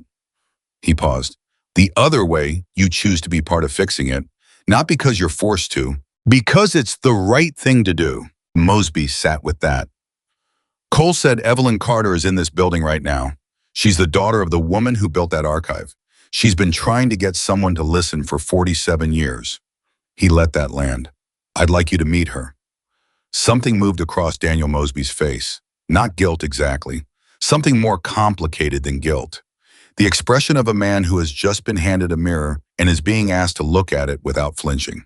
He said, what would meeting her accomplish? Cole said she'd stop being a name on a piece of paper, and you'd stop being a name on a different piece of paper. He paused. And maybe 2 human beings could figure out what comes next instead of 2 legal positions. Mosby looked at the folders. He looked at Cole. He said, you're not what I expected. No, Cole said. I know. A long beat. Then Mosby said, all right, I'll meet her. Cole stood up. He moved to the door of the side hallway and said, Evelyn. A moment later, Evelyn Carter walked into the room. She walked slowly with the steadiness of someone who has been preparing for a moment for a very long time and is now simply in it. She looked at Daniel Mosby and he looked at her, and the room held both of them in the particular silence of a moment that had been 78 years in the making. Evelyn sat down. She folded her hands on the table. She looked at Daniel Mosby with the eyes of a woman who had been told by everyone with power that what she knew was not provable, not significant, not worth listening to. She said, my grandmother lost her farm in 1936. My mother lost her childhood behind it. I lost her, she paused, considering the word. I lost 47 years chasing a truth that your family had every reason to keep buried. Mosby said nothing. He met her eyes and he did not look away. I'm not asking you to feel guilty for what your grandfather did, Evelyn said. I'm too old and too tired for that conversation. What I'm asking you is whether you're a man who can look at what's in those folders and decide that the families those documents represent deserve to have their names restored, their stories acknowledged. Whatever can be given back, given back. She stopped. She waited. The room was completely still. Daniel Mosby looked at the folders. He looked at his grandfather's handwriting. He looked at Evelyn Carter's face, the face of a woman who had been carrying something that belonged partly to him for 47 years. And something in his expression broke open quietly the way things break when they've been held under pressure for too long. He said, I didn't know. I believe you, Evelyn said. That's not an excuse, he said quickly. No, she agreed. It isn't. He looked at Cole. You said 41 boxes. 41 boxes, Cole said. How many families? We're still counting, Cole said. Dozens, minimum. Mosby was quiet for a moment. Then he said something that nobody in the room had been certain he would say. He said it quietly without drama, with the flat weight of a man who has just decided something that is going to cost him and is deciding it anyway. He said, show me the basement. Cole looked at him. All 41 boxes, Mosby said. I want to see all of it. Cole held his gaze for a second. Reading him, the thing he'd been trained by 20 years in 2 wars in every difficult room he'd ever walked into. The thing that read the difference between a man performing accountability and a man actually reaching for it. What he saw in Daniel Mosby's face was real. He stood up. He moved to the altar area. He crouched and opened the trap door. The cold air rose up like always, the breath of a room that had been holding the same air for 60 years. He looked back at Mosby and at Evelyn, both standing now, both watching him. "Careful on the steps," Cole said. "The ceiling's low." I went down first, and then Mosby, and then Evelyn, last, one hand on the stone wall for balance, walking down into the room that her mother had built in the dark, in the secret, in the absolute refusal to let the truth disappear. When they reached the bottom and the work lights came on, and Daniel Mosby saw the shelves, the full scope of them. 41 boxes, 30 years of organized, preserved, meticulous documentation. His breath left him audibly. A sharp exhale, like a man who has walked into something he thought he'd prepared for and found it was larger than preparation. He walked to the nearest shelf. He stood in front of it for a long time. Then he turned to Evelyn Carter and he said, "What do you need me to do?" And Evelyn, who had been waiting 47 years to be asked that question by someone with the power to actually answer it, said, "Start by calling your lawyers and telling them to stand down." Mosby pulled out his phone. Cole stood near the stairs and watched. He thought of Margaret Carter, who had carried this room in her body for 29 years and died not knowing if it would ever matter. He thought of Evelyn, who had carried Margaret's work for 47 years after her. He thought of the Henderson family, the Simmons family, Earl Dobbins coming home from Korea to find everything already arranged against him. He thought of Tommy, who hadn't had anyone show up in time. And he thought, standing in the cold, in the stone, in the old air of a room that should never have had to exist, sometimes showing up late is still showing up. Sometimes the door gets open 60 years after it needed to be opened, and the truth walks out blinking into the light. Sometimes the right person pays $43 for a building the rest of the world couldn't see any use for. And sometimes, in the particular way that certain things arrange themselves when the right people are in the right place at the right time, that's exactly enough. Above them, the church held its new windows against the afternoon light. The repaired walls stood steady. The building that nobody wanted breathed quietly around the room where the truth had waited, patient and cold and permanent, for the person brave enough to let it out. Cole Walker stood at the bottom of the stone stairs of a hidden basement in a $43 church and listened to Daniel Mosby call his lawyers and say the words that would start something neither of them could fully see the end of yet. And something in his chest, something that had been tight since a Tuesday in October, when he raised his hand in an auction room and said, $43, something released. Not all the way, not yet, but enough. For now, enough. Daniel Mosby's lawyers called back within the hour. Cole was upstairs in the sanctuary when he heard Mosby's voice change in the basement below. Not the words, just the tone, the clipped professional cadence of a man managing something urgent through a phone held close to his ear. Cole didn't go down. He stayed where he was and let it happen the way it needed to happen, without an audience, without pressure, because some decisions have to breathe their own air. Mason appeared at Cole's shoulder. He'd been in the fellowship hall with the rest of the crew giving the meeting its space. But Mason had always had a particular sensitivity to the barometric pressure of a situation, the ability to sense when something had shifted before anyone reported it. "How'd it go?" Mason said quietly. "He went down into the basement," Cole said. Mason looked at him, and he called his lawyers, Cole said, a pause, "to fight us, to tell them to stand down." Mason was quiet for a moment, processing that. Then he let out a long breath through his nose. "Huh," he said, which was Mason's version of a significant emotional response. "Yeah," Cole said. They stood together in the sanctuary for a while, not talking, listening to the muffled sound of Mosby's voice rising and falling in the room below.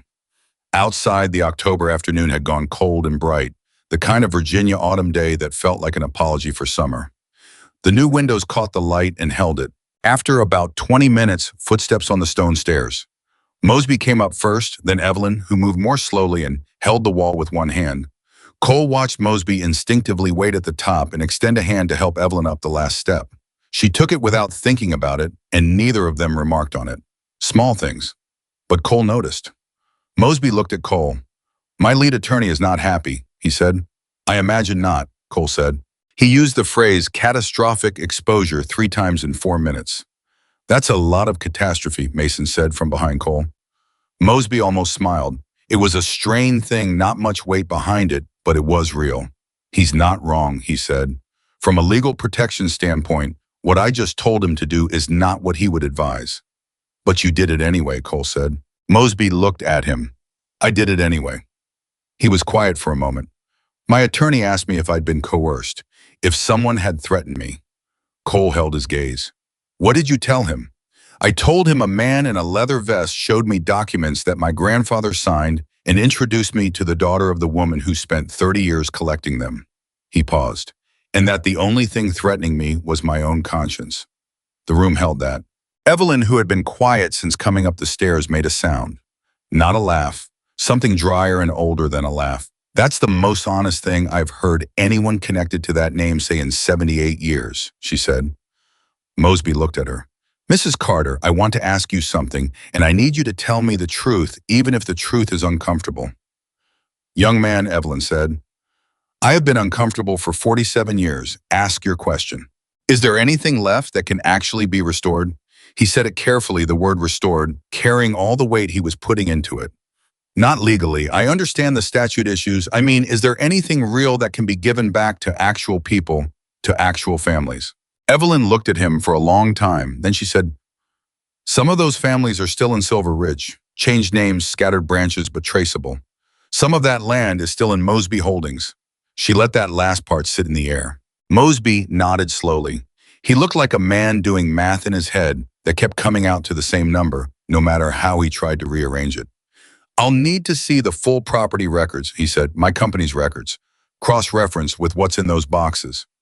Marcus Webb can help with that, Cole said. He's been doing this work for 20 years. Mosby looked up. Webb is here. He is, Cole said. Something moved across Mosby's face, the flash of understanding that this had been orchestrated more carefully than it appeared. Cole watched him process it, watched him decide how to feel about it. It could have landed as manipulation. It could have made him defensive. Instead, Mosby said, smart, and meant it. I learned in the Army, Cole said, you don't go into a difficult situation without backup.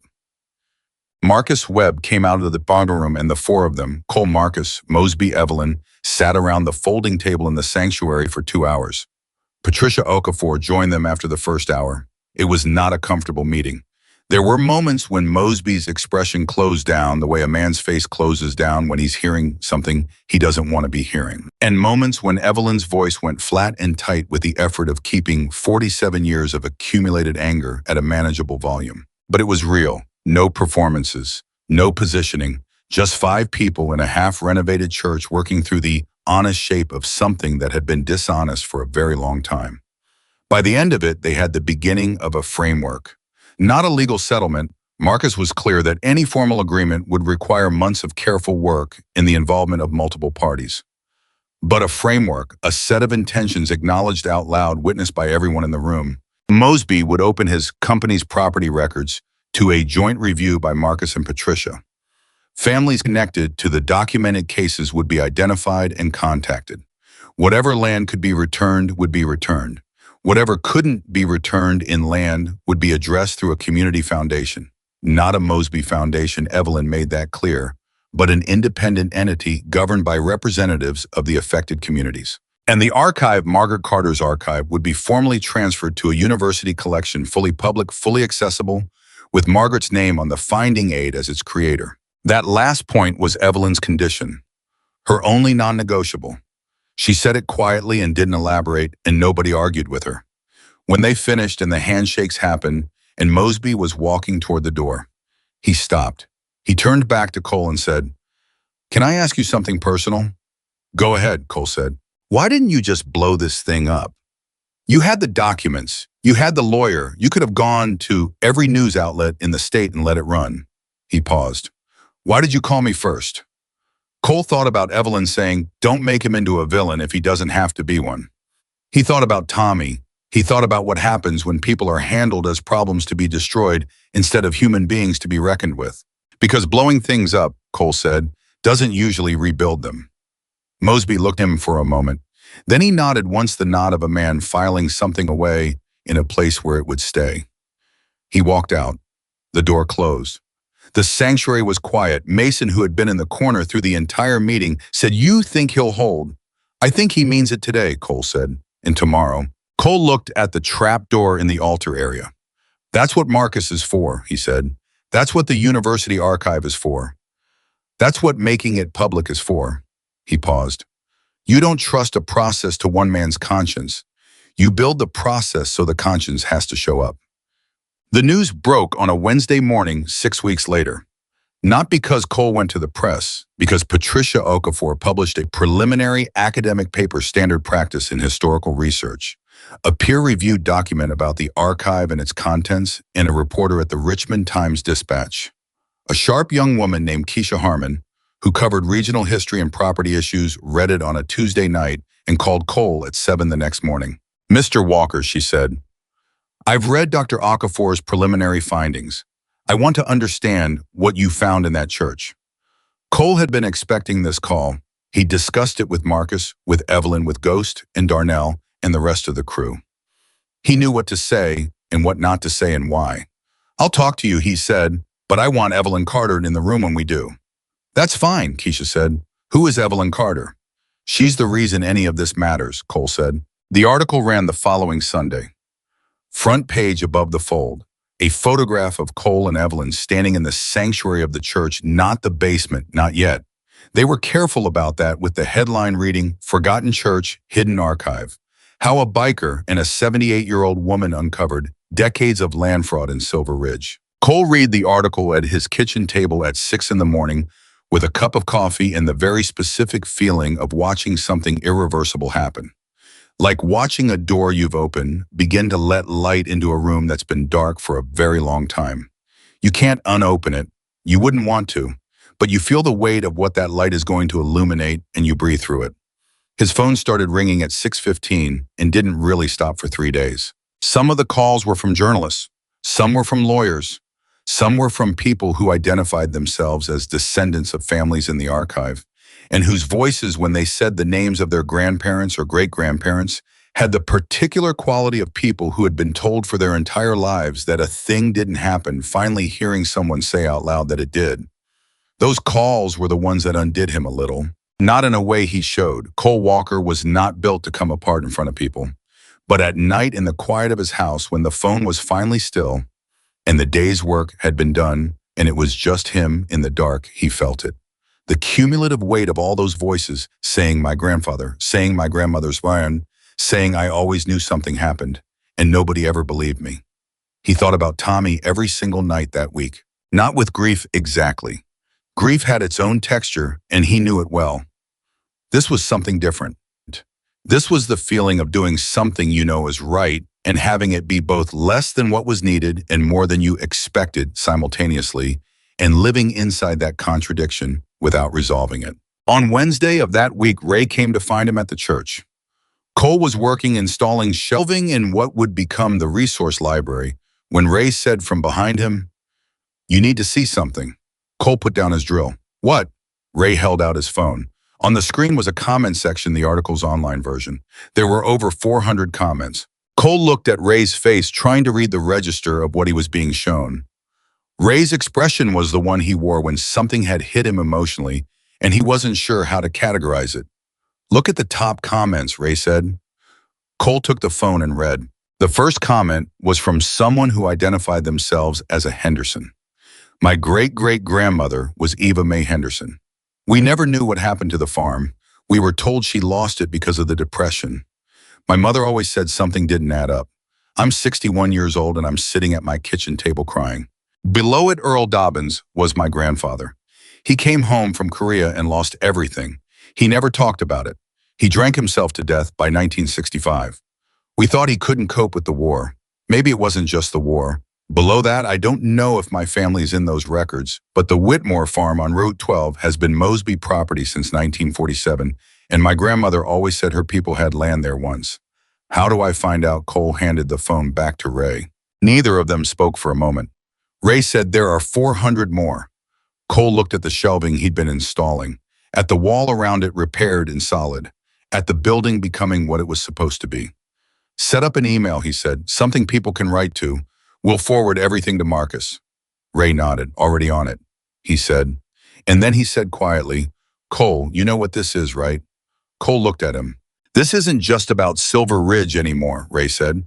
People are sharing the article in Alabama, Tennessee, people saying the same thing happened in their towns, their counties. People saying they've been trying to tell this story for decades. He paused.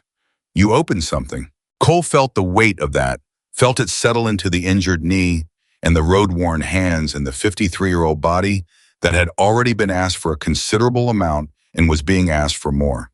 Yeah, he said, I know. Is that okay? Cole picked up his drill. It's what it is, he said. Now help me finish this show. The pushback came from the direction Cole had expected, but harder and faster than he'd predicted. Not from Daniel Mosby.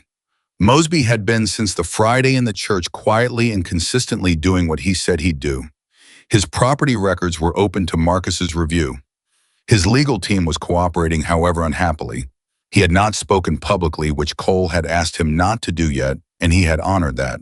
The pushback came from 3 members of the Silver Ridge Town Council, 2 of whom had family names that appeared in the archive's documents in the capacity of connected officials rather than primary actors, but connected enough to make the current moment uncomfortable. It came from a local attorney who represented several real estate interests in the county. It came quietly and through intermediaries from the county commissioner's office. It came in the form of permit complications. 2 days after the article ran, the church received a notice from the county building department. A previously approved renovation permit was being flagged for re-review. Due to, and Cole read this 3 times to make sure he was reading it correctly, questions regarding the unauthorized discovery and handling of materials, potentially subject to county historical interest regulations. He stood on the front steps of the church with the notice in his hand and read it a 4th time. Mason read it over his shoulder. They're going after the permit, he said. They're going after the permit, Cole confirmed. Can they do that? Cole looked at the notice. They're doing it, he said. He called Marcus. Marcus was quiet for 4 seconds, which was a long time for Marcus. Then he said, they're trying to create a procedural drag, make the renovation difficult enough that you lose momentum or resources. They're not going to win the materials. Handling argument is extremely weak under state historical code, but it'll take time to fight. How much time? A hearing probably.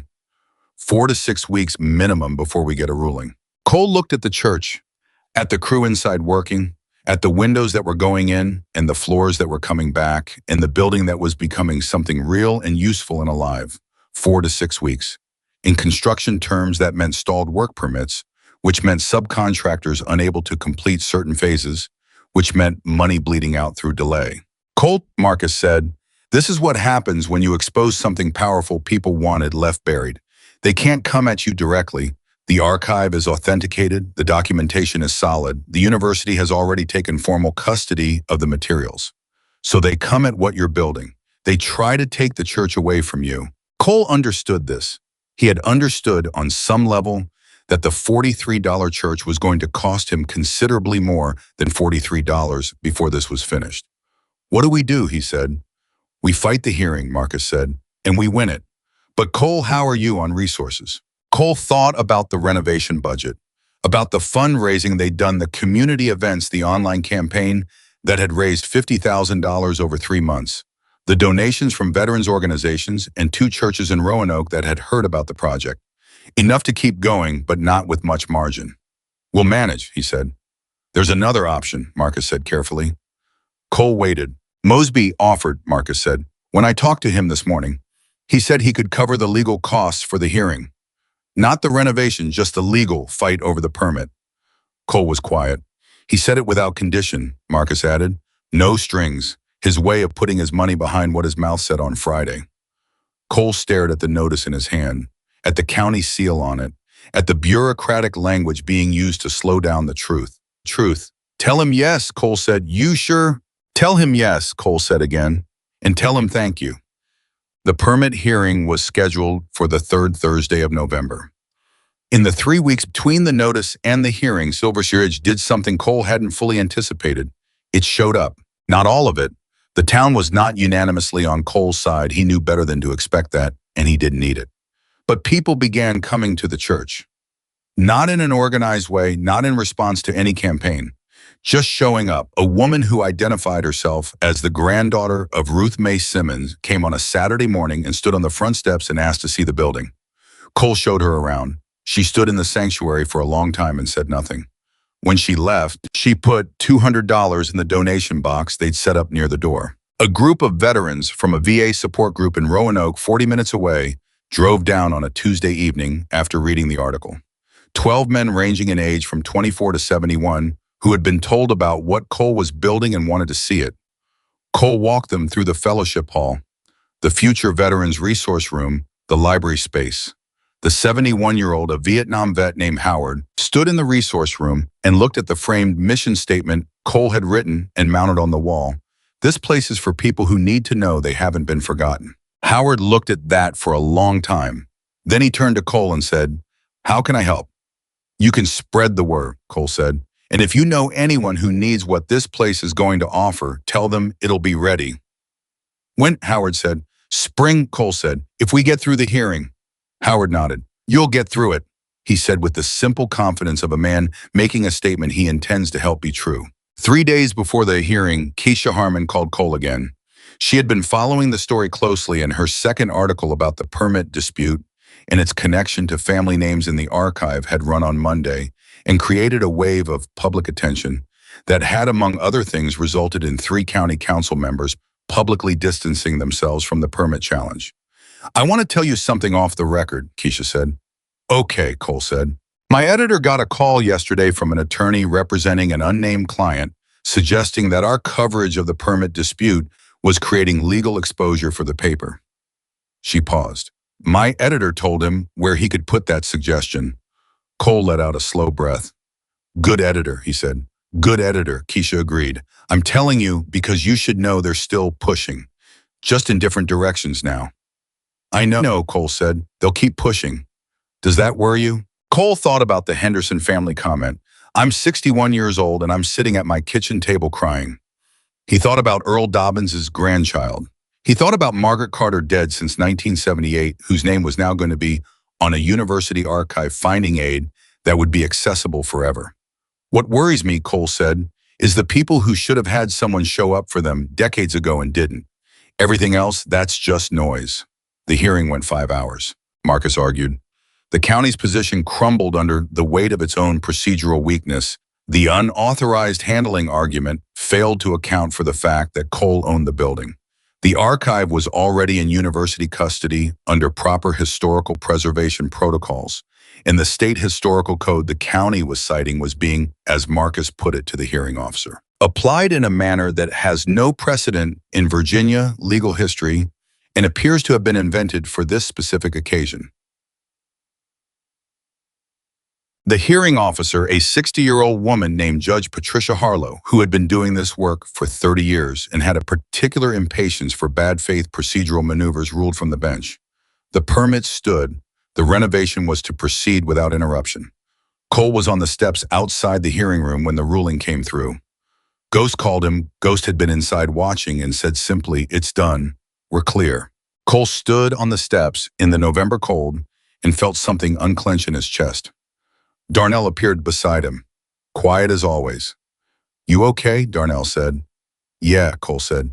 "You don't look okay." "I'm tired," Cole said, which was true. The kind of tired that goes past the body into somewhere older and deeper. The kind of tired that comes from carrying something at full weight for a sustained period without being sure the ground you're walking toward is actually solid.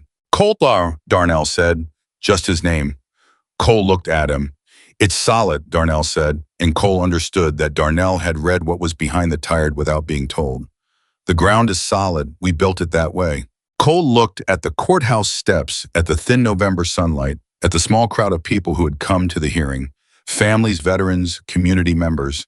Keisha Harmon with her notebook, and Evelyn Carter sitting in the front row of the public gallery, the whole 5 hours without moving. And he felt it. The thing that had been tight since October beginning to release properly. Not because it was over. It wasn't over. There were months of work ahead: families to contact land to review an archive, to formally transfer a community center to finish building. There were battles that hadn't started yet, but the thing they were building was real. The ground was solid, And 3 weeks later, when the last permits cleared and the crew came back in full, and the fellowship hall got its final floor, and the Veterans Resource Room got its furniture, and the library got its shelves, when all of that happened, and Cole stood in the middle of it and looked at what 11 men with leather vests and bad knees and histories that would have made most people cross the street had built, he felt something he hadn't let himself feel in a long time. Not pride exactly. Something simpler. He felt like the work had been worth doing. He felt like Tommy, somewhere in whatever was on the other side of all of it, might know that someone had figured out what to do with the time he didn't get to finish. He stood in the room and he let himself feel that just for a moment. Then Mason called from the hallway, "Cole, the countertop guys are here and they're arguing about the color of the laminate." And Cole Walker, who had bought a forgotten church for $43 and found the truth inside his floor, and used it to give 60 years of stolen silence, a name and a record, and a fighting chance, at something like justice, went to go settle an argument about countertop laminate, because buildings didn't build themselves, and the work was not finished, not even close. The countertop argument lasted 40 minutes. Cole settled it the way he settled most arguments, by listening to both sides, identifying the point neither side was actually fighting about, and addressing that instead. The contractor wanted beige, Ray wanted gray. What they were actually fighting about was which one of them had been right about the layout change in week 3, a disagreement that had never been fully resolved and had been accumulating interest ever since. Cole told them both they'd been right about different parts of it, which was true, and the countertop ended up a neutral off-white that neither of them had suggested, and both of them accepted because they were tired. Small problems, real problems. The kind that filled the space between the large dramatic moments that people remembered and the long quiet work that actually built things. December came hard that year. The kind of Virginia December that came in cold and stayed cold, that made the morning rides to the church uncomfortable and the work inside essential. The crew kept showing up every morning, 6:30, coffee in hand, tools ready. Not because anyone was paying them, nobody was, not yet. The community center wasn't open, and the fundraising covered materials and nothing else. They showed up because the work was theirs, because the building was becoming something real, and they were the ones making it real, and that mattered in a way that was difficult to articulate, but completely impossible to walk away from. Ghost finished the structural work the first week of December and immediately began designing the archive space in the basement. This was Cole's idea. He didn't want the basement sealed off, again returned to a kind of institutional darkness. Darkness, even if a well-intentioned one. He wanted it open, accessible, a place people could come and understand what had been hidden there and why. Ghost designed it with the same meticulous care he brought to everything. The stone walls stayed exposed. The original shelving was stabilized and preserved. New climate-controlled storage units went in for the duplicated archive materials. The university held the originals, now formally transferred, in a ceremony that Patricia Okafor had organized in mid-November, and that had been, in Cole's assessment, one of the strangest and most important afternoons of his life. But copies remained at the church, properly housed, available for families and researchers and anyone who needed to see them. Above the entrance to the archive space, Ghost had built a small wooden frame, plain wood, well made, and inside the frame, mounted behind glass, was a reproduction of Margaret Carter's letter.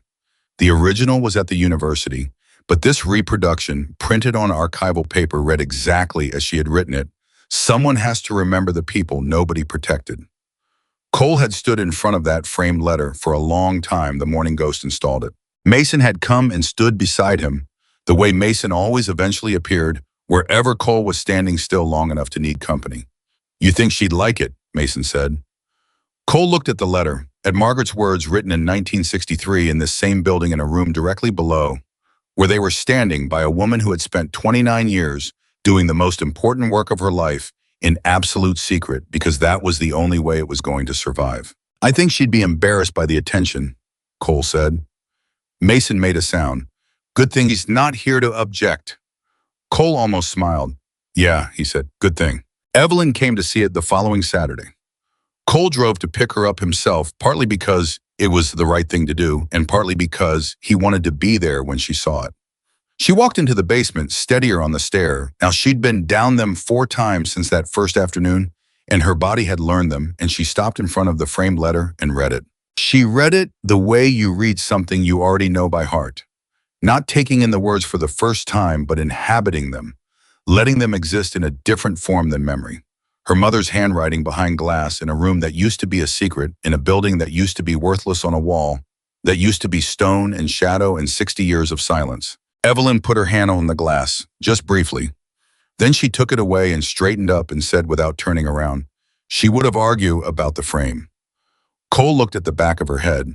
The frame, she had opinions about frames, Evelyn said. She would have said this wood is too plain.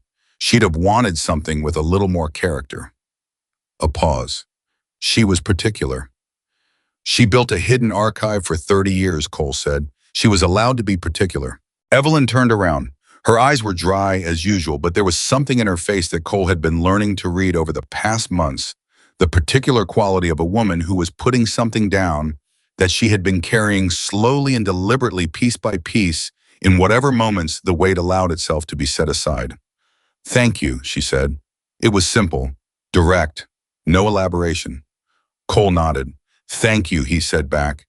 She looked at him. For what? For not giving up, he said. For keeping the room in your head for 47 years. For being home when I called. Evelyn was quiet for a moment.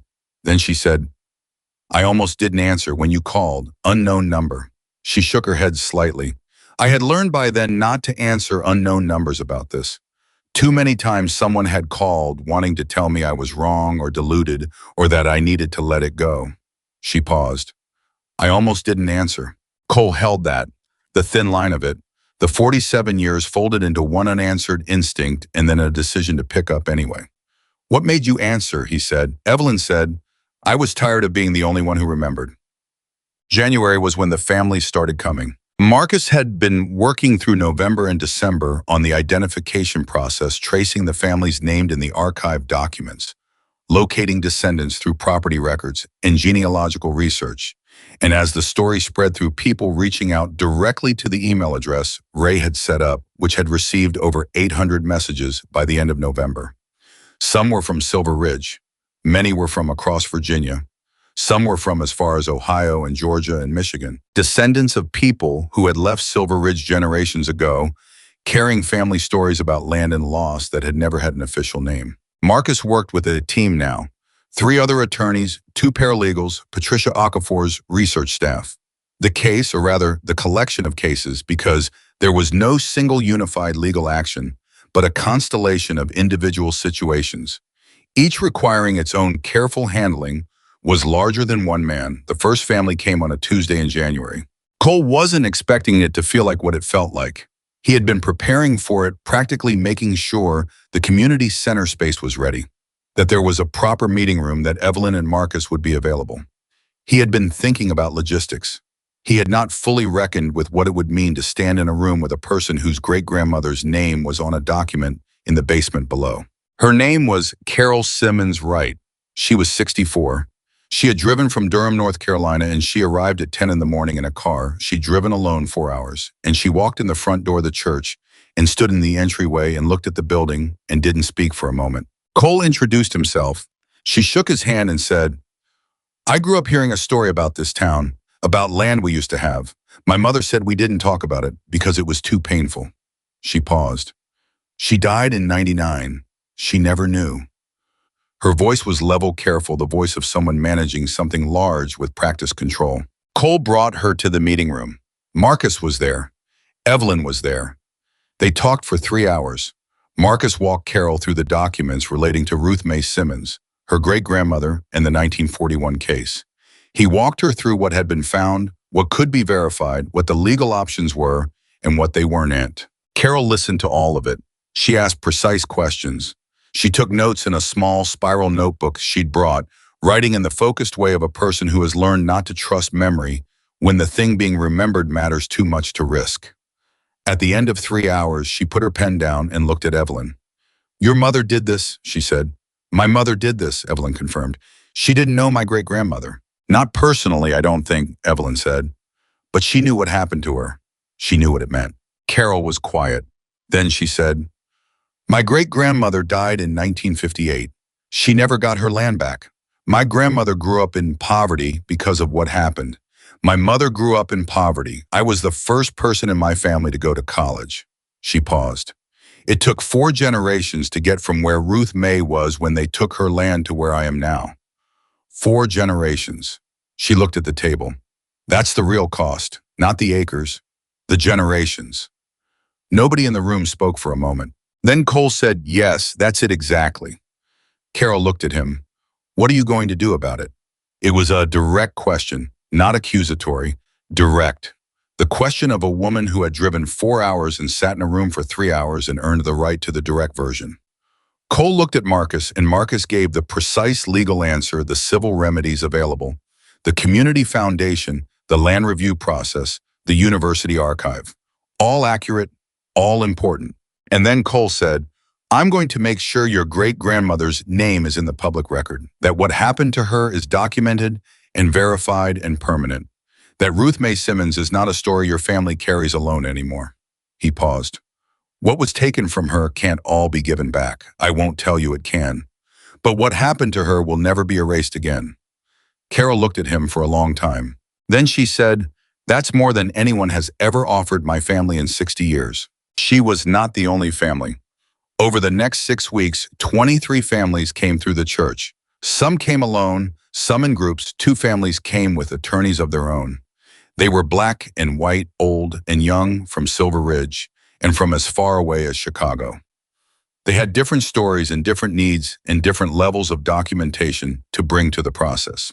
What they had in common was the particular quality of people who have been carrying a family narrative that the world refused to validate, who had spent their lives saying something was wrong and being told in various ways that they were misremembering or exaggerating or simply unfortunate. What they had in common was that they were all in some way exhausted from being disbelieved. Cole sat with as many of them as he could.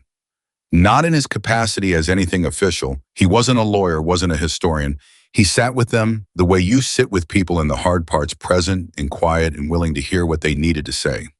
He had learned that skill in the service, in the particular crucible of men, in difficult situations who need someone to be steady while they are not, and he applied it here with the same instinct. Ghost told him one evening when they were locking up, "You know what you're doing, right?" "Working on a building," Cole said. "More than that," Ghost said. "You're doing what the building was built to do. The original building, the church. Someone built this place to be where people came when they didn't know where else to go." He looked at Cole. "You just figured out how to make it do that again." Cole thought about that for a while after Ghost left. Thought about what it meant for a building to have a purpose that outlasted its original occupants.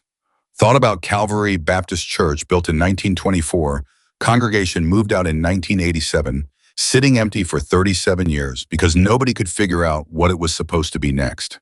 And underneath it all, that time, a room full of the exact answer. The twist came in February. Cole had been expecting things to be quieter by February, not over, not resolved, but settled into the long middle portion of the work, the months of legal process and family contact, and slow construction toward an opening date. He had been expecting, if not rest, at least a reduction in the rate of unexpected things. I was at the church on a Wednesday afternoon when Marcus called. Marcus's voice had a quality Cole had learned to read. There were the calls where Marcus was reporting progress, the calls where Marcus was managing problems, and the calls where Marcus was telling him something that required him to sit down. This was the third kind. "Cole," Marcus said, "I need to tell you something, and I need you to hear all of it before you react." "All right," Cole said. He sat on the edge of a sawhorse in the fellowship hall. "The property review on the Mosby Holdings is complete," Marcus said. "Patricia's team cross-referenced it with the archive documents. We've identified 11 specific parcels that trace directly to the fraudulent transactions. 11 properties that are currently in Mosby Company ownership that were obtained with clear documentation through the predatory lending scheme in the archive." Cole waited. "Mosby has seen the results," Marcus said. And Cole said, "Our fight fall, man." "He's returning them," Marcus said. "All 11. The fellowship hall was quiet. Cole could hear his own breathing. "Returning them how?" Cole said. 7 of the parcels have traceable living descendants with clear lineage to the original owners. Those 7 will be transferred directly to the descendants. It's going to take time. The legal mechanics are complicated, but his legal team has committed to the process." Marcus paused. The other 4 parcels don't have traceable direct descendants. For those, Mosby is deeding the land to the community foundation, to be held in trust and used for community benefit in perpetuity. Cole sat with that, 11 parcels, land, actual land returning to the people it had been taken from or their children's children's children. Not a check, not a foundation grant with a Mosby name on the letterhead. Land. Cole, Marcus said. Are you there? I'm here, Cole said. His voice was steady. He was making it steady by specific effort. Is this binding? Is he locked in legally? He signed the initial transfer agreements yesterday, Marcus said. His attorney called me this morning to confirm. Yes, it's binding. Another pause. Cole, in 30 years of doing this work, I have never seen a living beneficiary of historical property fraud voluntarily return the actual land. Never. Cole thought about the Friday in the church, about Daniel Mosby standing at the basement stairs and saying, "Show me," about the look on his face when the work lights came on and he saw the shelves, about the phone call to his lawyer and the 4 words that followed, I'll meet her. He thought about what Evelyn had said. Don't make him into a villain if he doesn't have to be one. Tell him thank you, Cole said. From me personally. Whatever else is complicated about all of this, tell him that. Marcus said, he asked me to tell you something too. Cole waited. He said the $43 might be the most important transaction in Silver Ridge history. Cole let out a breath that wasn't quite a laugh, but was adjacent to one. Tell him he might be right. He ended the call and sat in the fellowship hall for a while, not moving, letting the weight of it settle. 11 parcels, 60 years after Ruth Mae Simmons lost her home after the Henderson family lost 43 acres after Earl Dobbins came home from Korea to find the ground already cut from under him. 60 years later, land was going back. Not all of it, not even most of it. The real cost, as Carol Simmons Wright had said, was the generations. 4 generations of consequence that no land deed could undo. And Cole carried that truth alongside the other truth, the way you learn to carry complicated things when you've been alive long enough to understand that reality almost always comes in both and not either or. It was not enough, and it was more than anyone had managed in 60 years. Both things were true, and he held both. He called Evelyn. She answered on the second ring. He told her. He did it plainly the way she preferred things delivered without softening or dramatizing. There was a silence on the line that lasted long enough for Cole to wonder if the call had dropped. Then Evelyn said in a voice that was controlled, but only just, "The Simmons land." "Marcus is confirming the specific parcel," Cole said. "But based on the cross-reference, yes, we believe so." Another silence. Then Evelyn said very quietly, "My mother wrote a letter to the county clerk about that property in 1941. "I know," Cole said. "I've read it." "She got a form letter back," Evelyn said. "I know." A pause. "And now it's going back." "Now it's going back," Cole confirmed. The silence this time was different, softer at the edges, the silence of someone putting down the last piece of something very heavy and feeling for the first time what it was like to have empty hands. Evelyn said, "I need to call my cousin. She's 72 and she lives in Baltimore and she gave up on this 40 years ago. And I need to call her and tell her she was right, not to stop believing something was wrong." "Go call her," Cole said. "I'll talk to you soon." The opening was on the first Saturday of April. They had argued about what to call it. Ray wanted something with veterans in the name. Darnell thought the name should reflect the community broadly. Ghost suggested something that acknowledged the history. Pete, who was the quietest person in the room at most meetings, said, "Why don't we call it what it is? It's a place for people who need to know they're not forgotten." The silence after Pete said that was the kind of silence that means someone has said the right thing and everyone in the room knows it. They called it the Remembered Community Center. Cole had resisted putting his own name on anything. He had resisted this so firmly and so consistently that Mason had finally told him with some exasperation that nobody was asking him to put his own name on it, just to stop arguing about the name every time someone tried to finalize it. So Cole had conceded and the name was decided and the sign was made, and it went above the front door of the former Calvary Baptist Church on Old Mill Road, a building that had sold for $43 in plain block letters on a solid background. Remembered Community Center. The opening morning was cold and bright, which was appropriate somehow. About 200 people came. Cole hadn't publicized it aggressively, a notice in the paper posts On the community Facebook page, that ghost ran word of mouth through the families and veterans groups who had been in contact for months. 200 people showed up, which was more than the fellowship hall could hold, so they spilled into the main sanctuary and the library space, and eventually outside, where Mason and Carl had set up folding tables with coffee and food that 3 local businesses had donated. Evelyn Carter was there. She arrived early as Cole had known she would, and she walked through every room with the careful attention of a woman making sure something is real. She stood in the basement archive space for a long time looking at Margaret's letter behind glass. And then she came back upstairs and sat in the front row of the sanctuary and watched everything happen with the contained satisfaction of a woman who had been waiting for this particular day for 47 years and was not going to waste a moment of it on distraction. Daniel Mosby came. This had been discussed. Marcus and Cole had talked about whether his presence was appropriate, whether it would be misread, whether it would center the wrong person in a story that belonged to the families.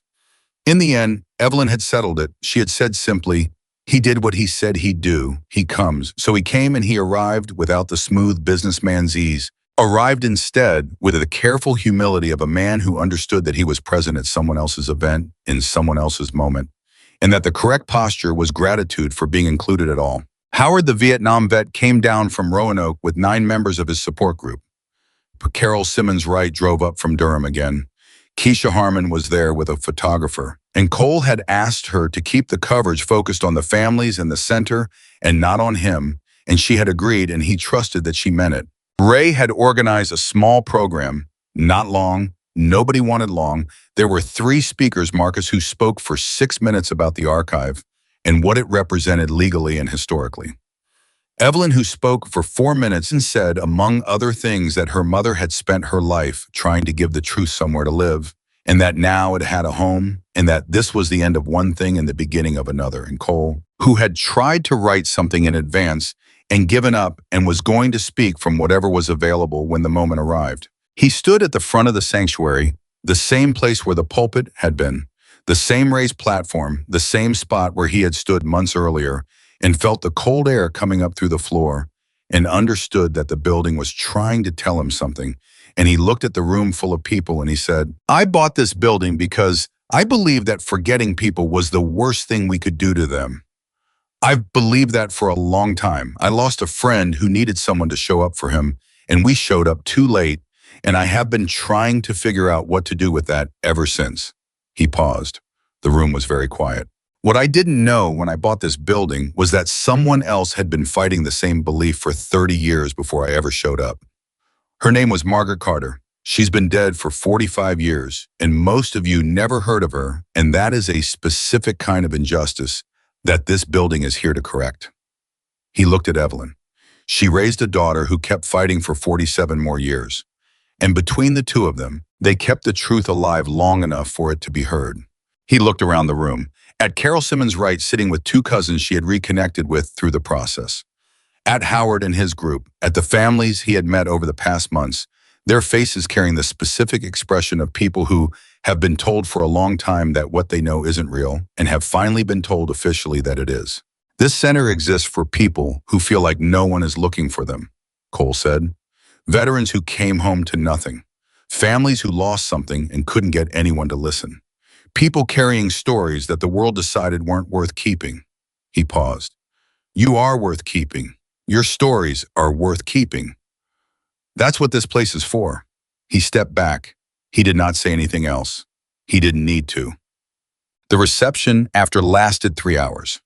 Cole spent most of it moving around the room the way he always moved, listening more than talking, making sure people had what they needed, solving small problems as they arose. Someone needed directions to the resource library. Someone else needed to know if there was parking on the side street. The coffee ran out, and he found the second urn in the kitchen and refilled it. Small things, real things. Darnell found him in the kitchen while he was dealing with the coffee. "You know what today is?" Darnell said. "Opening day," Cole said. 6 months, Darnell said. 6 months from the auction. Cole thought about the auction room, the cardboard sign, the auctioneer's face when he said $43. The silence before Cole raised his hand. "Feels like longer," Cole said. "It was a lot of work," Darnell said. "Yeah, worth it." Cole looked through the kitchen door into the fellowship hall where people were talking, and some of them were laughing, and Howard was telling a story to a group of younger veterans who were leaning in the way people lean in when something real is being said. Where Evelyn was sitting with Carol Simmons' right, and they were looking at something on Carol's phone, a photograph maybe, and Evelyn's hand was on Carol's arm. Where Ghost was showing two children, the archive entrance, and their faces were wide with the particular curiosity of kids who have just been told there is a secret room in a building and are immediately trying to figure out how to spend as much time in it as possible. Where Ray and Pete and Mason and Carl and the rest of them moved through the room doing exactly what they'd been doing for 6 months, showing up, doing the work, being present in the place they'd decided to build. Where the church that nobody wanted that sold for $43, that had been locked and forgotten and written off, stood solid and repaired and full of people who needed somewhere to be and had found it. Yeah, Cole said, worth it. He picked up the coffee urn and went back out to the room. Late that afternoon, after most people had gone, Cole went down to the basement alone. He stood in the archive space. The work lights were on low and steady, the stone walls, the original shelving stabilized, the new climate-controlled units, Margaret Carter's letter behind glass. He stood in front of it and read it. Not for the first time, not for the last.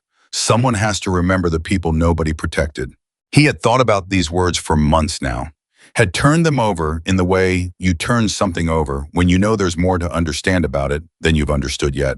What he understood now, standing in this room on the opening day of the thing those words had helped build, was this: Margaret Carter hadn't been writing about other people when she wrote that sentence. She had been writing about herself. She had been writing about what it costs to be the person who remembers when nobody else will. The 30 years of keeping the room. The 29 years of building the archive. The letter written to no one because there was no one to write it to no one yet. Not then, not in 1963, but she wrote it anyway. She wrote it for him. She wrote it for Evelyn. She wrote it for whoever showed up with the nerve to open the trapdoor and go down the stairs and hold the truth in their hands without dropping it. She wrote it because she believed that person would come. And Cole Walker, who had spent 4 years trying to figure out what to do about his friend Tommy and his own need to do something that mattered for people who were being forgotten, stood in a room and felt for the first time clearly the exact shape of what had happened here. He had not rescued this story. He had been recruited by it. Margaret Carter had built something that needed a specific kind of person to find it, someone who had nothing to gain from the truth except the truth itself. Someone without political ambition or financial interest. Someone who understood what it felt like to be the person society looked past. She had built the archive in a room that could only be found by someone who bought the building, and she had sealed it well enough that it would survive until the right person came. And she had written a letter to the future because she trusted that the future would eventually send the right person. And the right person had turned out to be a 53-year-old Hell's Angel with a bad knee and $43 and a grief he had been carrying since his friend died and hadn't known how to put down. Cole looked at her letter for a long time.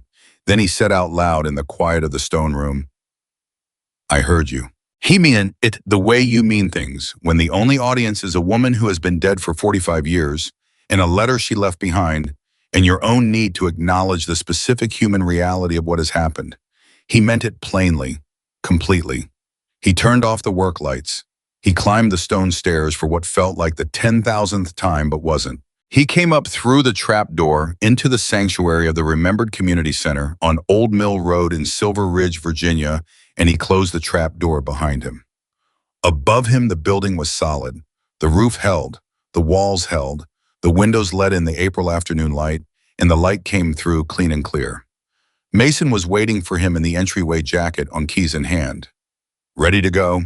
"Almost," Cole said. He stood for a moment in the sanctuary. Just a moment, taking in the room, the restored pews, the clean floors, the framed mission statement on the wall that said in plain letters, "This place is for people who need to know they haven't been forgotten." He looked at it. He thought of Tommy. He thought of Margaret Carter. I thought of all the Hendersons and Simmonses and Dobbinses, all the people who had carried the weight of what was taken from them into lives and families and generations that bore the shape of that taking without ever knowing its name. He thought of Evelyn carrying 47 years of a room in her body, answering an unknown number because she was tired of being the only one who remembered. He thought of $43 and an auctioneer who couldn't believe anyone was bidding, and a room full of people who had already looked at a building and decided it had nothing left to offer the world.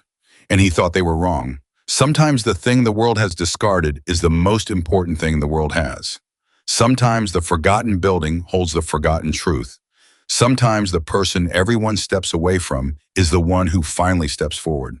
Cole Walker had bought a church nobody wanted for $43, opened a door that hadn't been opened in 60 years, and given 60 years of silence, a name in a room and a fighting chance at something the silence had been waiting for. He walked out of the sanctuary, he walked through the entryway, he walked out the front door of the remembered community center into the April afternoon, and the sign above the door held steady in the light, and the building stood solid behind him. Some things once found cannot be lost again. Some truths once spoken cannot be silenced. And some $43 buildings turn out to hold everything that matters, not in their walls, not in their floors, but in the simple, stubborn human refusal of one woman in 1963 to let the truth die before it had been heard. Margaret Carter had written a letter to no one and trusted the future to send someone. The future sent Cole Walker, and Cole Walker showed up. That was enough. That was everything.